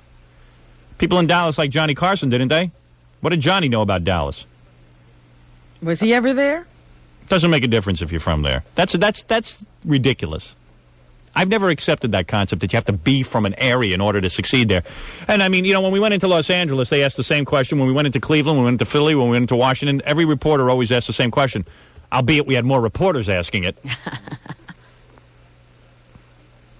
Okay. Does that satisfy you? Yeah. Curious why you didn't come down here even to start your show. That's not necessary. We never do that. Yeah, we just don't operate that way. When we become number one, we're going to take a parade route through Dallas, the same one Kennedy took, open limousine. I'm curious about... we will throw a picnic on the grassy knoll. There'll be a giant picnic, and we will also, now get this, have a Lee Harvey Oswald lookalike contest. I think that'll go over real well. Yeah, it sounds like a winner, doesn't it? Absolutely. And then we're going to have a brain catching contest. That'll go over well, too. Really? You guys are impossible. And we'll broadcast from the depository, the book depository. Well, JFK thing's kind of old here. Oh, that's right. Yeah, it's old. Yeah, everyone forgot about JFK. They just put out 2 major movies about it called Ruby and JFK, but it's kind of old. It's kind of old. They weren't shown in Dallas. No. Listen, tell me how you are with the FCC right now and where your problems with them stand. Well, I have no problem with the FCC. I don't pay attention to them. They continue to fine me, and they continue to ask us to pay a fine. I don't think that I should pay any fine. I don't think I've done anything wrong. Supposedly, if you're obscene on the radio, you've done something wrong. I don't think I'm obscene. I don't think what I do is obscene. I'll never believe that what I do on the radio is obscene. So they're going to drag my ass into court, and we'll probably have to go to court over it. And then we'll let a judge decide. So you don't think they've muzzled you in any way? Never. You're not going to be like Faye Vincent and quit after saying you'd fight in court. Maybe I will. Depends how expensive it gets. No, I will. Listen, you know as well as I do, we have to have free speech in this country. You know, the FCC is... Can you name one member of the FCC? Can you do that? I can't. Are you the radio reporter in town? Yeah, sure am. And yet you can't name one person on the FCC, and yet there are 5 people sitting there who want to take your rights away. They want to determine what you can listen to. They want to decide what you listen to. And we can't even name one of these people. They're not elected officials. Why should we allow that as a people? And I am not going to bow to the wishes of 5 people who are faceless, anonymous, and certainly I am not going to bow to their wishes when I don't think they have a right to tell us what we can listen to or what we should say. The FCC decided they're going to start regulating what people can say on the radio. It's absurd. The courts are the ones that decide that, not the FCC. The FCC is supposed to read meters. They're supposed to watch the VU meters go back and forth. You know those 2 meters you're looking at when I talk? Yeah. That's what they're supposed to monitor. Make sure we don't go into the little red marks. They're public servants. They should park my car. I'm paying their taxes, bastards. Every one of them, rat bastards, rat-jap bastards. Well, see, I'm getting a laugh out of you. Yeah, all right. Well, I guess I know how you feel about the FCC. What can we expect from reaction from other radio stations here in Dallas with you on in the morning? The other radio stations already have begun attacking me. It will do them no good. They will do one of two things. They will either ignore me and not talk about me. The second thing that they will do is get on the air and talk about me. Either way, they'll lose. If they talk about me, they'll bring their listeners over to me. And once they sample our show, they will stay with me. This is like the U.S. invasion of Grenada. Yeah, there's no winning. There's nothing you can do. And if they don't talk about me, they'll look like idiots. Because I will talk about them. Are there any stations you won't talk about? No. I will talk about all stations. I will talk about all of the stations in the area. And not only that, I am particularly disturbed that stations are going around stealing my material. And what I'm here to prove is that I'm the guy who started it all. That's all. That's my mission in life. All right, what about the other Infinity radio stations here? KVIL, are they off limits at all? Any of their... No one is off limits. I will talk about everybody. Unfortunately, I'm not even that familiar with the station there. Well, I'm sure you will be. That's all for me, Howard. All right, thank you. Next. Anybody else? We have two other people. All right, can I take a break and then I'll answer their questions? Sounds good. Okay. I always think they're hostile, those press. Well, he wasn't so bad. No. They always put themselves in the devil advocacy role. I knew he was going to say all that JFK stuff was all the real sensitive in Dallas about it. Yeah. Like, But if I lived in Dallas, I wouldn't care that they shot Kennedy in Dallas. I mean, I wouldn't feel like we're all responsible for it. I mean, does Washington still shudder at the thought of Lincoln? No. Yeah, right. They got over it. I didn't even know where Lincoln was shot. See, they keep it quiet. Right. We'll take a break. We'll be right back. I think we're okay now, they tell me. Yeah. I used to work with one of the other blue radio types, as we call them in this part of the country. No, don't lump me in with anybody. I'm a total original. I started all this. Don't lump me in with these idiots. Well, that's fine then. You started it all, and I want to talk to you about it. How do you look? This is the buckle on the Bible belt. Are you blonde? Absolutely not. Are you brunette? Well, yeah. I'm just trying to get a sense of you. All right, that's enough. Are you real cute? Of course. You married? Most people from this part of the world are. Yes, I'm supposed to be asking you the question. Are you married? No, but I have been. How old are you? Over 30. And what happened? Your husband dumped you? No, I had a couple and I dumped them. You've had two husbands? Why do you keep dumping them? Why do you keep marrying men that you can't... Because I just haven't found the right one, darling. You know how that works. And you got a real hot body? It's all right. What are you wearing right now? I'm wearing blue jeans, and I have a question to ask you, or I'm going to say so long, okay? Blue jeans and what else? What's wrong with me asking? I'm just trying to get a little rapport. No, I understand, but I need some answers for my particular piece that I'm going to do. Well, maybe I need a couple of answers, honey. This is totally uninteresting to no, the it's people not. who know me, because I've been in this market forever. What is that? Everyone here knows what I look like. Yeah, but I'm talking about me and you. Well, Howard, would you like me to describe her for you? Oh, please don't. Yes. Well, she's wearing blue jean jacket and pants. Matching ensemble? Yes, with the Texas rhinestones. Ooh, I love that. White blouse, no underwear. That's not true. You can't see that unless you're Superman. All right, what is the question? Let's get to the question. All right, thank you, Howard. The Yes. question is, this is the buckle on the Bible belt. Traditionally, blue radio of any kind. Are you original or not? Let me finish. Original or not, has just not been able to. She thought up that buckle on the Bible and belt. I'd like to know why you think you will. You know that buckle that's on the Bible belt? I'm gonna unbuckle it, baby. And I tell you, if you were in my room, I'd like to unbuckle your pants. No, I am not worried about any Bible belt. I don't listen. There's got to be people in Dallas who like to laugh. And that's that. Howard, who's your target audience? Because you do tend to be a little sexist, a little racist, and a lot raunchy. That's in your words, not mine. Absolutely in my words. I'm from this part of the country. Yeah, well, have you heard the broadcast before? Yes, I have, and I've seen your television show as well. And you think that was racist and sexy? Sexist. I mean, sexist? Did you think that was racist and sexist? Yes, I did. Oh, I see. And raunchy. And raunchy. Yeah. Well, who do I appeal to? You know, you'd be surprised. Who do you think I appeal to? 15-year-old boys. You're wrong. I don't have a 15-year-old. I don't have any teens listening to me until they turn 18. Take a look at my ratings in every market. Do your homework. 18 to 54-year-old adults. I'm number one across the board in every market. I don't have teenagers listening. Teenagers like to listen to dopey music. Howard, I have another question for you, a little bit off-center. When you saw my TV show and my radio show, and you know, did it make you laugh? Sometime. Yeah, it's because you're a girl. Right, Robin? She would need somebody to explain it to her. If she could keep a husband, they would help her. Right. Hey, listen, she can't even hold on to a man. Hey, seriously, that's kind of weird that you can't hold on to a guy. I told you it was the other way around. They couldn't hold on to me. But why? Are you so difficult to live with? Probably. Moving right along. Do you know how to please a man?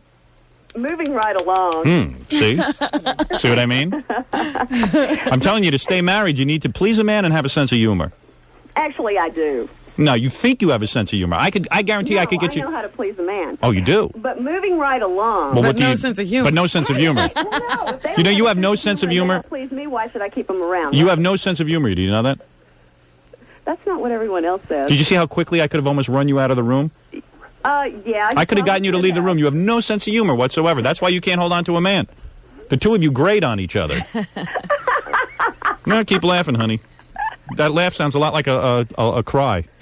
I tell you, I just met you and I want to divorce you. And the feeling is mutual. I met the president of Infinity Broadcasting. Yes. And you know what he told me about you?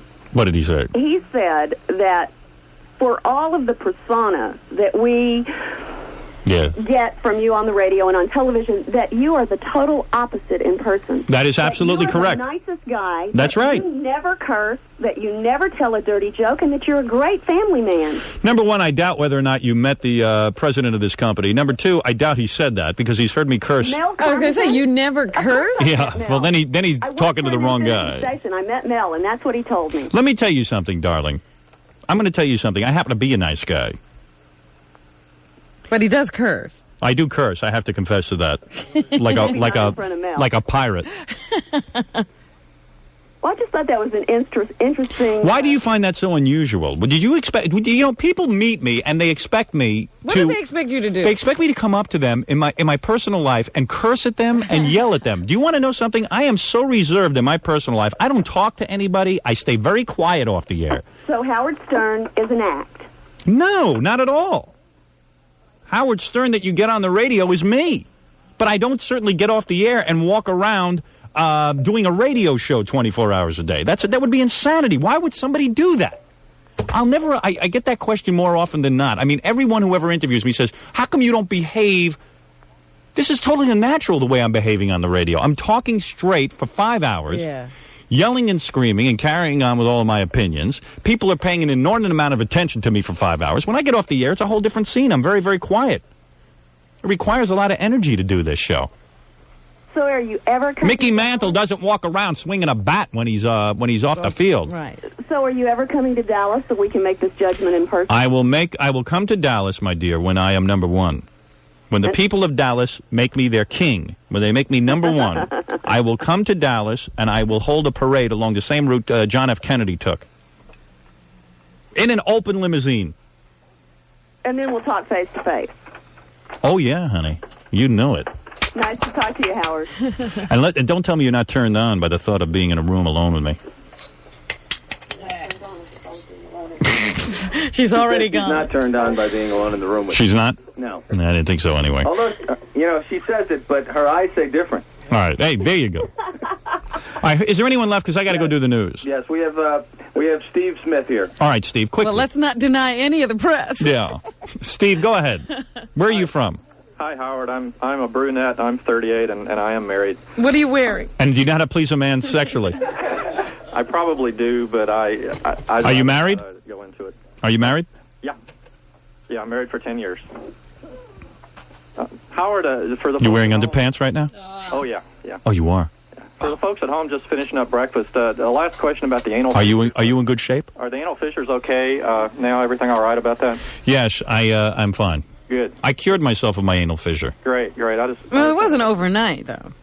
Howard, one question. This is the most conservative market you've been in. Are you concerned that they might end up having to bleep things out? Is that part of the contract that they can do that or they can't do that? No, Cleveland told me they were the most conservative who market. is the most conservative? Somebody better get that straight. The more conservative, the better. No, nobody's going to bleep anything out. This is the way the show comes over the air, we all agree, is not obscene or indecent, and there's nothing wrong with it. So why would we bleep anything out? What do you mean to tell me that talking about anal fissure is too intense for people? They can't handle that? It's a fact of life. We'll find out. Yeah, I think it'll be just fine. Okay. Another question about the people. I guess they're listeners that have called everything from the Ross Perot press conference on today, and I heard something this morning, I think, on Crossfire. We have a lot of talk radio here in Dallas. Are you going to encourage any of your listeners maybe to call up some of the talk radio stations? No, I don't encourage anybody to do that. They can do it on their own if they want to, but I don't really encourage it. I don't tell anybody not to do it. It's something that sprung up without our yeah. The people have spoken. They want to do this. Suggestion. They like calling up shows and mentioning my name. But you play recordings of it when they do, don't you? Yeah. It's a lot of fun to hear how people react to my name. Most people cringe when they hear my name. They can't handle it. They don't even know how to answer. You know, Larry King probably wouldn't get any phone calls about me if he just went on the air and went, you know what? I really like Howard. I know him very well. And, you keep calling about him. I'm telling you I like him. But no, he can't even handle it. He don't know what to do. Howard, I heard you talking about the MTV Awards this morning and some of the people that you've made fun of that'll be there. Have there ever been any incidents where you've been accosted by people you've made fun of? Yes. Elaine Boozler's boyfriend accosted me. Wow. Other than that, no. That's the only time ever? That's right. What reaction do you get from people that you have made fun of? Most people love me. The ones that don't like me don't talk to me. Okay. Sounds good. Thanks. And believe me, most of them come crawling to me anyway because they need the publicity. Right? Whenever we get in a war with someone, they come in here anyway. Everybody comes. We were at war with Dennis Miller for a while. He came crawling back as soon as he needed some publicity. All of them. They all come back. They all come back. They all come back. All come friggin' back. Thank you. And that concludes my Dallas press conference. That's the press conference. Thank you very much, Steve. Unless you have any other questions. That's it from here. No redirect? We're pleased that so many of the press decided to show up here today, all three of them. Yeah. Well, it was a good press conference nevertheless. Thank you. Last time I talked to him. Au revoir. Let me take a break, Robin. Let's do some news because we have an unusual show today where we must get out at 10 o'clock because we have to get to Los Angeles. All right. The classic rock station, 92.3 K-Rock. Hey! Let me tell you, this summer's episodes of Beverly Hills 90210, yeah, the best ever. You think so? Oh, yeah. You know why? Because they had you involved with the blonde. There you go. That's great. Don't drop that storyline, my friend. Okay. And you will see unbelievable rating success. I am keeping that in mind, Howard, and I hope the writers are too. It might seem kind of weird that I watch Beverly Hills 90210. Oh, no. Like maybe I'm out of their demographic. I'm 38 years old. I'm a married guy. You and Ronnie discussed this in the limo in the car. Me and Ronnie, the limo driver, discussed it. Not only that, Ronnie beats off to 90210. He tells me about it. The girls on there are Fidel Castro. You know who's not even that bad? The one that they kind of, Zuckerman? Yeah. She's not bad, Andrea Zuckerman. Oh, no, she's a sweet girl. Great girl, great body, very talented. She can walk a tightrope. You know what I do? I keep a Dixie cup by my bed when I watch the show. Do you? Yeah, just I just have wall-to-wall carpet. I love it. I love high school kids getting it on with each other. I love all that. I just love it. High school girls, perky breasts. Yep. Yeah, you bet, pal. I love it. So you will be my co-presenter at the MTV Awards. I will not be Howard Stern. I will be Fart Man. That's what I've been told. Right. That's what I have been told. Right. So you'll come out and you'll be there with me. I'll be sidekick of Fart Man. You bet. Yeah. You gonna wear a red ribbon? I'll wear a red ribbon. You gonna wear one? I was going to ask you about that. You wearing Fart Man's going to wear a red ribbon? Yeah, except his is brown. Oh, jeez. Because he took a dump on it. Yeah, but Fart Man has civic concerns, just like the rest of everybody. Right. Right. He's a compassionate soul. Yeah. But let me tell you something. Yeah. You banging anybody good? You bet. Yeah, who do you got now? We can't get that on the air, but when we get together tomorrow, I won't hold out. You will tell me. Who you got now? Is it a model or an actress? I'll tell you, I'll let you know. Neither. Dancer. No. You got a dancer? Sort of. Couch dancer. What a time. The time of your life. Oh, no. Stripper? Couch dancer. I love strippers. I would love to have a stripper. Oh, who doesn't? Oh, I'm missing everything. He's living your fantasy. Tell you, Howard, I heard you the other day talking about your vacation in Florida. Yeah. I'm sorry it didn't go over so well. Next time, they got some of the best stripper bars in the world in Florida. Well, I got a wife. Not where he's going. I know. Anyway. She sounds like a sweet lady. Hey, you want to bang Jessica Hahn? I can arrange that for you. Do I? Nah, I'm brave, Howard, but you know.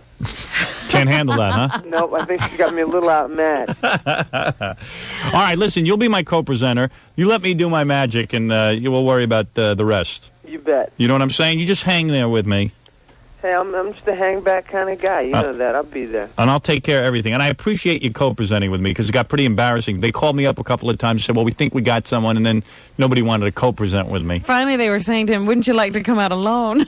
Are you going to that party afterwards? I don't know. You should we're go. going to be doing a show. We're doing a show from the party. Oh, you're doing a show from the party? Yeah, you Maybe should I'll swing by. Yeah, you should definitely swing by and then bring that little hot mama you're with. You got it. Bring her by and tell her to wear the miniest of skirts. Miniest of skirts? Yes. All right. All right, man. All right, talk to you tomorrow. I'll see you tomorrow night. Okay. Is it tomorrow night? Yeah, tomorrow Yes, night. tomorrow's Wednesday. And what do you do? What time are you showing up there? I don't know. Someone's going to call me tomorrow and let me know. And then we show up, and do we hang backstage? Or? Yeah, we hang backstage. We hang out. We talk to people. We go present. Oh, well, then, Luke, you introduce him. Absolutely.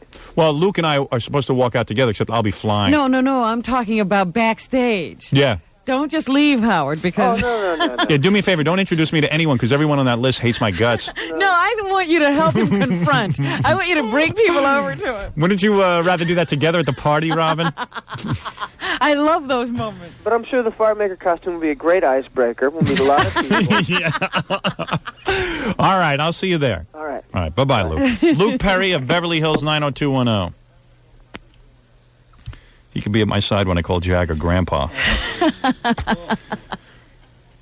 That guy's got some life going. Oh, yeah. He's single, and like every girl in the world's in love with him. He's gorgeous. Why not? Yeah. Got one of the cutest butts in show business today. Works, yeah. As opposed to mine. to yours. It's got a great little situation going on there. Robin, come on, let's get into some news because we're going to run out of time. Yes, Howard, a lot of things happened over the weekend. I told you about Billy Preston already. He's pleaded no contest. What is that no contest plea anyway? No contest means, let's face it, if you went to trial with it, you'd be in big trouble. No contest. Okay. No contest means that's the way God planned it. You're going to jail. Well, what it is you're pleading on the mercy of the court. You're saying, look, I'm not admitting guilt, but I'm not saying I'm innocent either. I'm saying, look, do with me what Isn't you it have to do. basically a guilty plea when the judge gets to sentence you? Between you and me, it is. All right. Well, then he's admitting, basically. No, he's not saying guilt. He's not saying innocence. I think we should have that no contest taken out of our law books. Now you're talking. Spiro Agnew would be behind bars if they did that. Nolo contendere. Can you imagine? What kind of plea is that, nolo contendere? Either you did it or you didn't do it. Right. You're going to jail, aren't you? Or you're going to have to give up your job. Billy ran into some problem. They accused him of having a little bit of coke in the car there with him. Well, he was getting back to that story. Yeah. Billy is an incredible guy. He's one of the Beatles. He was driving, showing pictures, and doing coke. Right. All at the same time. Billy is what they call in the business ambidextrous. Billy went, in California, they use a lot of day workers. They get these Mexicans who just stand around the road, and you pick them up, and they do some work. You take them to the house, and they do yard work or whatever. Yeah. Everyone remembers Billy. That's the way God planned it. Willie Go Round in Circles, all those songs. He was one of the Beatles, sort of. So anyway, he picks up this day worker. I guess he had a little coke in the car with him, Billy. And he was showing the guy, this was alleged, he was showing the guy some naked pictures of boys. Oh, women. I couldn't tell which. It was very confusing. Now, Billy told us there was no naked pictures and no coke in the car. Just a boy. And Billy says... And he never touched him. Now, the boy claims that when he got him to the barn, when Billy took him to the barn, Billy jumped on top of him and tried to rape him. Billy says he was just trying to show him what to do. Billy says what would happen was he was talking to the guy, and the kid got confused, and Billy tripped or something. And then the kid ran away, and since there was very little communication with the language, I was with this guy, and I tripped, and my finger found its way toward his buttocks. Is that right? That's right. So it can happen. Go ahead, Robin. Well, it's a good thing that nobody pressed charges. Also in the news over the weekend, the Oprah Winfrey special was on the air. I wouldn't allow Friday my wife to watch. night. I wouldn't allow my wife to watch it. Why is that? I wasn't interested in it. You weren't interested, so she couldn't watch. Right. What does that mean?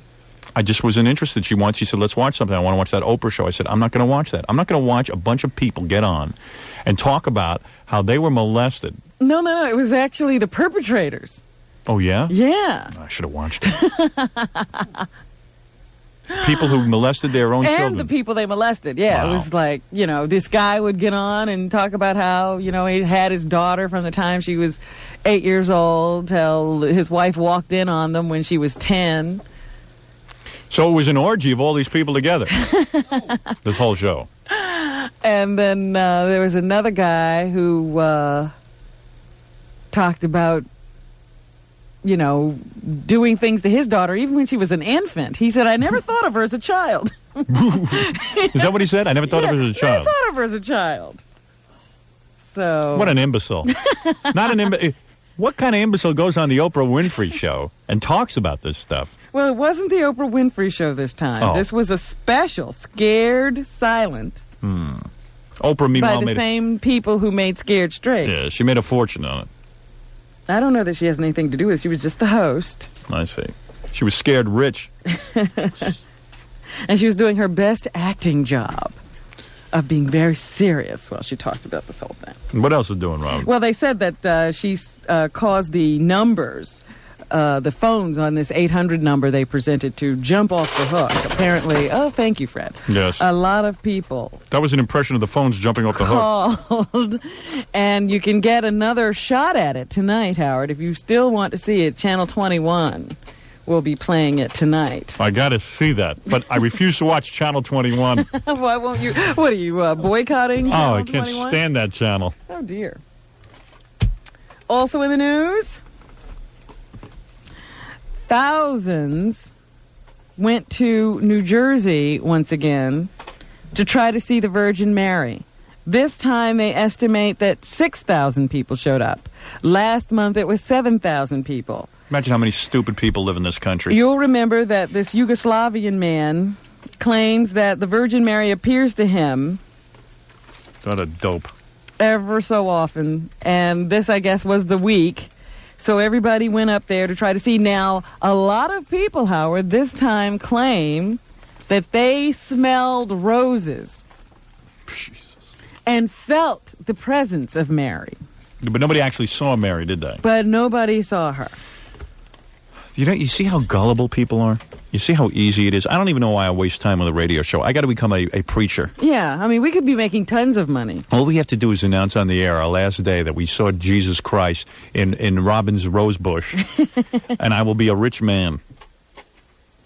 And, I tell you, these people get together and go into a mass hysteria and start thinking they, sent something. yeah, then they smell roses. They didn't happen to smell any brain power at this house, did they? That was in low supply. Right. I mean, it's embarrassing to be a human being on this planet with these kind of people running around. It's frightening. These are the same nuts who go to these abortion meetings. They all want to save these fetuses. Well, at least the township got smart about it this time. They rented a field near this guy's home and charged $5 for parking. Good. Isn't that great? To all the dopes.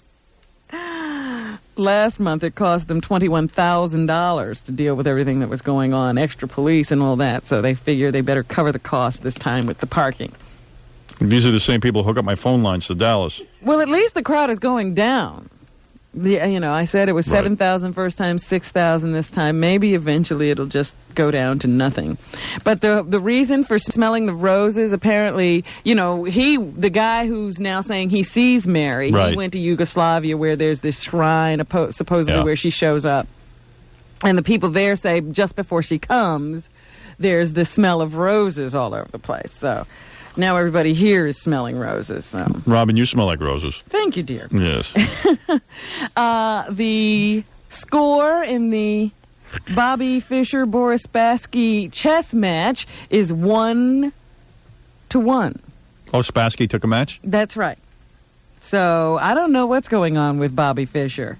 He won that first game, but lately, he seems to be just managing to battle himself to a draw, and this time he finally lost one. I hear the Virgin Mary's going to play the winner. Is that right? Yeah. She wants in on this? Yeah, she wants to be in on the chess match because she wants half of $5 million. Oh, dear. What else is in the news, Robin? Faye Vincent is quitting the game of baseball. He says it's good for the game. He decided to resign after the owners voted 18-9 with one abstention on Thursday to seek his resignation. He was forced from office by owners opposed to many of his policies, including his bid to realign the division of the National League, his push for expansion, and the key issue was that the owners didn't want him involved in future labor negotiations. Yeah, well, if the owners I don't understand baseball. I really don't. I mean, they appoint a commissioner. The owners get to appoint a commissioner, but the commissioner is supposed to oversee the players and the owners to make sure everything's fair. Right. That everything's working well. Right. He's the guy who keeps the league running, so as it were. But, of course, the players don't have a vote in any of this, just the owners. Right. And so the owners decided they don't like what he's saying, so they get to fire him. Or they at least call for his resignation. Right. They didn't know how they were going to oust him, and originally Faye Vincent said he would fight it in court. But now he's decided for the sake of the game and the Office of Baseball Commissioner, he will resign. Of course, they're going to pay him until the end of his contract. I see. But the thing that interests me the most about this whole thing is that the owners now will pick someone else. Of course, that guy's going to do exactly what they want him to do. Yeah, or else he'll be out. But there's major problems in baseball, and maybe that's why Faye Vincent should have gone anyway. What are the problems? Really addressing them. Low attendance. Right. Lack of interest in the games. The divisions are so diverse and wide, nobody really cares anymore about who's playing. Yeah, or understands the whole thing. Right. And then, the season lasts so long, it's into October before you get to the World Series. Right. And the last several World Series have really not captured anybody's imagination at all. So Faye wanted to work on that, improving that, but the owners, of course, get a bug up their ass because they sense that maybe some profits will be cut into. But in the long run, it might have been good for all of baseball. Well, they've got to do something. Yeah. Baseball is no longer the most honored sport in this country. Want to know what I would do? What? Quite simply, I would cut the season down. It would be 2.5 months, the whole baseball season. 2.5 months? That's right, 2.5 months. I think you got to, it's all right. No, Robin. What? 2.5 months. All right. There would be such interest. It would be unbelievable. Every game would count like you wouldn't believe. But the games are too long. Cut them down, 7 innings. You got to change some of those rules and regulations so that those games just go. 7 innings. You can change it to 7 innings? 7 innings. That's it. That's the game. It's over. I don't know. Well, what do you think of that? I don't know that much about baseball. Well, neither do I, but so what? 2 strikes. And you're out. No walking. No umpires. And no third base. Oh, dear. And I'm telling you, that game would be more exciting than you've ever seen. It would fly. You bet, Robin. Turn it into cricket, why don't you? Let me take a break, and then we'll be back right after these words. Thank you. We had an Italian Catholic woman who wanted to talk about the Virgin Mary on the line, but she hung up. Oh. Yeah, we lost her. Probably somebody else on the other line, like the Virgin Mary. Yeah, she had to go talk to the Virgin Mother herself. She says we're making fun of the Virgin Mother, and I go, well, if that's what you think, you're stupid. You were that blunt? Do you really believe there was a Virgin Mother anyway? Do I believe there was a Virgin Mother?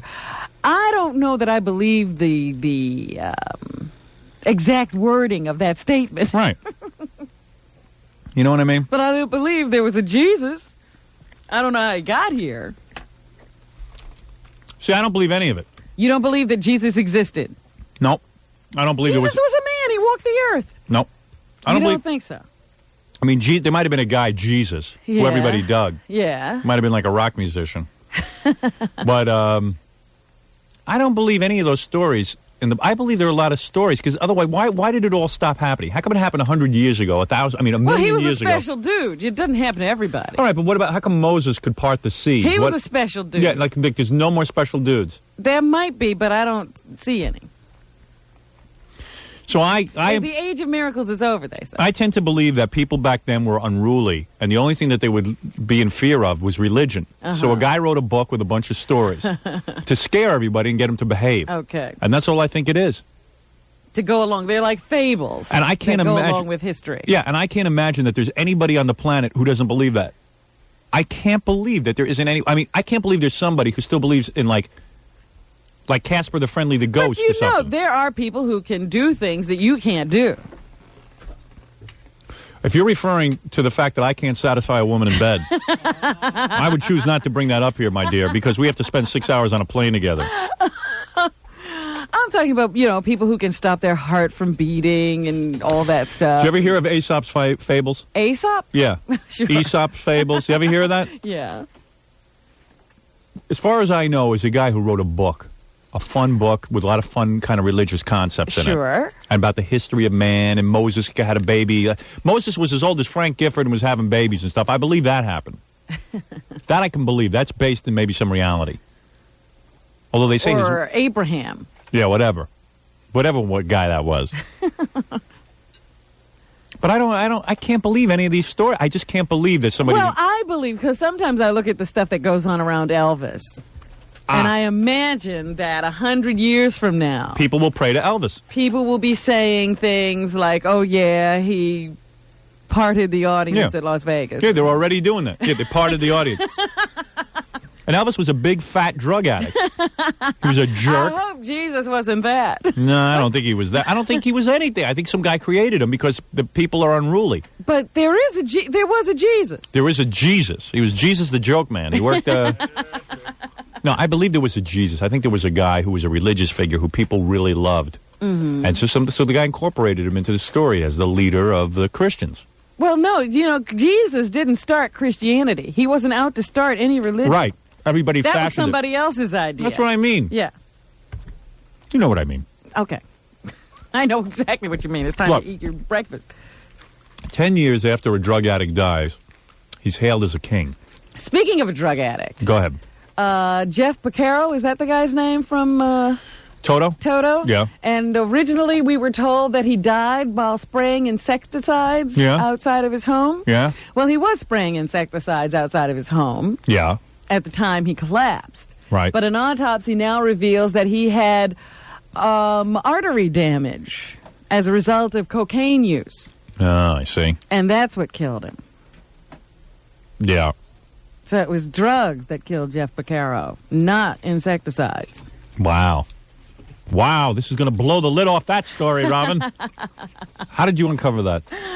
How did you have time to uncover that when you were busy packing for Los Angeles and uncovering the Muscular Dystrophy Association stories? I try to keep my hand in everything, Howard. Robin, how long do you think Fred can keep his hand up like that? Let's see. Can I do another story and see? We'll take a break. We'll be right back. We'll wrap up the news. I have a great story for you when we come back. All right, we'll be back right after this. I don't know how it works, but it works. You don't have to ask how. You don't know how the light works. You just want results. That's right. You flip the switch, it comes on. You're very happy. Good analogy. Robin, go ahead. Wrap it up because we do have to get out of here. You know who's in jail? Let's see. Jackie's Even here. as we speak. Yeah. Who? Stephen Sharp. Who's that? Former member of the FCC. Oh, good. Appointed by the Reagan administration at the behest of Jerry Falwell. Yeah, good. What now? You know what the problem is? Everybody brushes news like this aside. They breeze through it. They go through it fast just because they got to get to Los Angeles.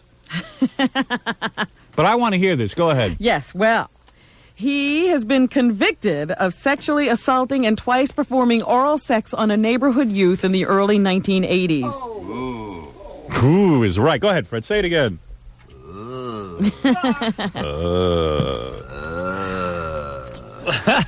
This was the second time he was tried. You'll remember the first time it ended in a hung jury. I bet. This time, however, just before the verdict, the jurors sent out to the judge and asked what to do if two jurors refused to convict Sharp because of his respected position in the community. Yeah. A lot of times these guys hide behind that very position. Right. Oh, he would never do anything like that. Why, he's a pillar of the community. This is the FCC, the same ones that want to tell you what to listen to. This is who sits on it. You see, we don't know anything about these guys.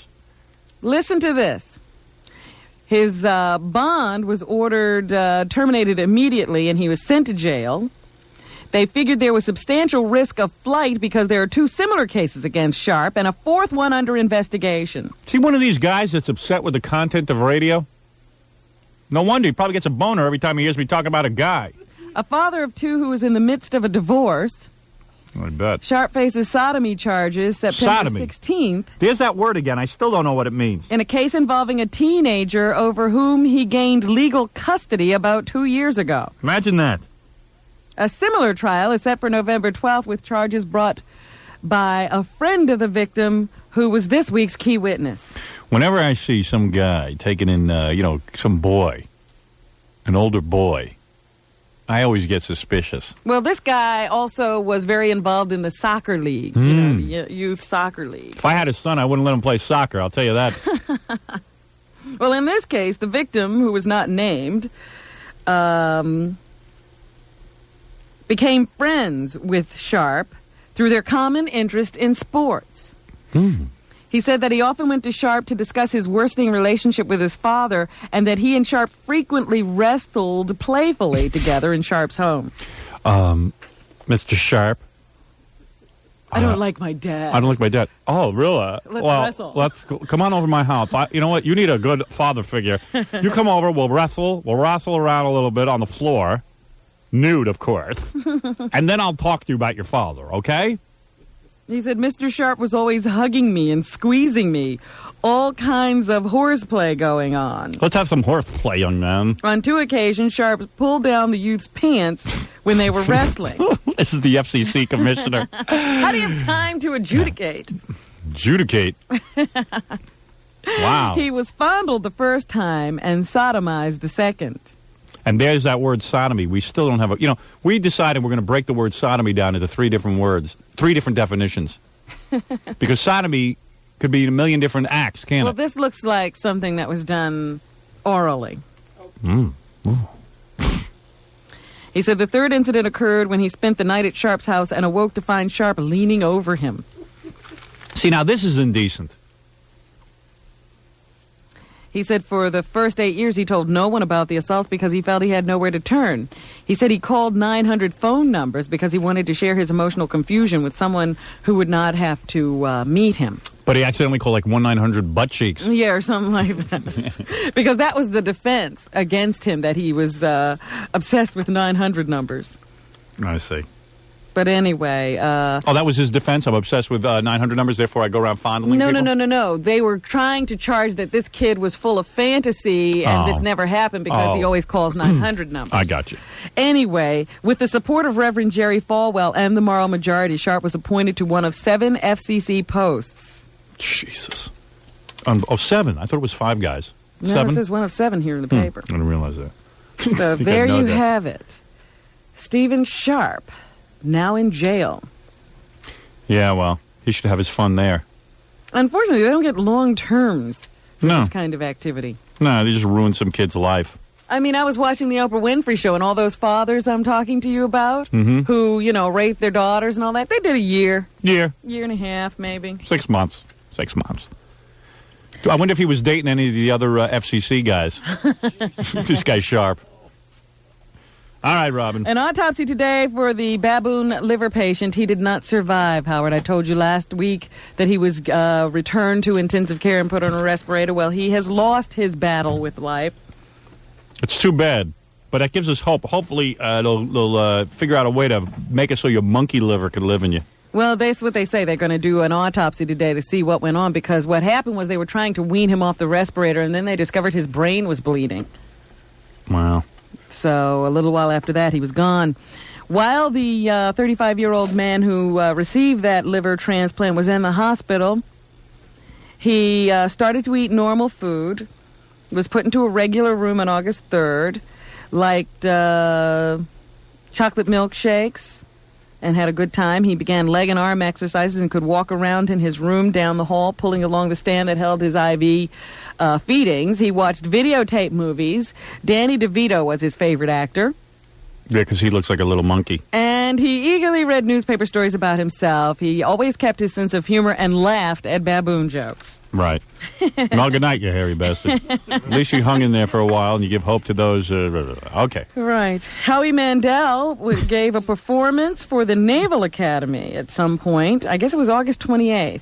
Yeah. And at the time of the show, the whole Tailhook Association scandal was going on in the papers, and Howie said something from the stage like he wanted the women in the Naval Academy audience to come up and perform oral sex on stage. Right. And now the Naval Academy wants the money back that they paid him for his performance because they think that was uncalled for. Well, then don't hire the guy to come. Don't hire a comedian to come in. Oh, please. That's great. And finally today, at 7 o'clock on Channel 2, you can see You Bet Your Life, the new Cosby Show. Have you seen that? I haven't seen that yet. Oh, I have to check it out. It's worse than I thought it was going to be. Really? Oh, yeah, it's a total bore. It's Bill Cosby droning on with, like, people he thinks is outrageous. He said it's a talk show with a game thrown in. Yeah, it's some talk show. He's a dynamic guy, that Bill Cosby. On Donahue, men dating and marrying teenage girls. And Oprah Winfrey, celebrities who live through bad childhoods. Fred could be on that. You too, Robin. You're always saying yours was bad. Well, you don't say yours was all that great. Hey, to get on TV, I'll say it was no picnic. And there's a Back to School 92 special on Channel 2 tonight with Sinbad. Yeah, Sinbad. We'll have Arnold Schwarzenegger, Whoopi Goldberg, Jay Thomas, Robin Williams, Danny DeVito, and Rhea Perlman. We got Jay. I have to tune in. He's such a dynamic talent. Students, teachers, and parents explore problems in the school system. All right, I got to go. You keep talking. I'm going to L.A. All right, you're going to L.A. I'll see you later. I'm going to keep this up. Jackie, go ahead. Give me your plugs. Jackie the Joke Man Martling this Friday. How dare you run out of my You can do whatever you want. I got to go. Dateline. Hillary Clinton discusses life at home in the governor's mansion in Arkansas. And one more time on Scared Silent on Channel 21. Okay. This Friday, September 11th, Jackie returns to Rockland County, the New York Comedy Loft in Nanuet, New York, for dirty jokes and info. Call the all-new digital 516-922-WINE. Next Thursday, September 17th at Zodiac in Allentown, Pennsylvania. Go try and stump the joke man. And Boy Gary this Sunday at Wurlitzer's in Piscataway, introducing the Nerds and Kool in the Gang. Also, Stuttering John will be signing autographed pictures at the New Jersey Public Auto Auction in the Ironbound section of Newark, New Jersey this Saturday, September 12th from 11 a.m. to 1 p.m. And don't forget, if you're planning a party or wedding and need a mobile DJ, call Scott the Engineers, Rocket Entertainment. DJs available in New York, L.A., Philly, Washington, Baltimore. Call 718-BAG-5040. Also, don't forget that tomorrow, while we won't be here because we'll be en route to Los Angeles, tomorrow morning, Gary has lined up a bunch of stuff that recently ran that a lot of people might have missed. Okay. And a lot of cool stuff for tomorrow.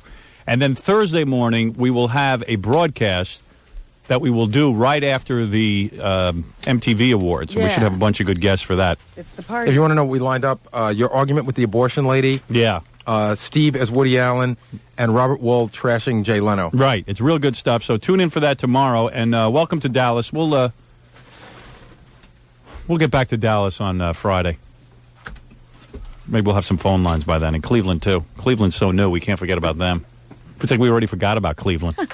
You know? It's like... All right, we'll see you... let's just go. In Los Angeles at the MTV Video Music Awards party. Once again, Howard Stern.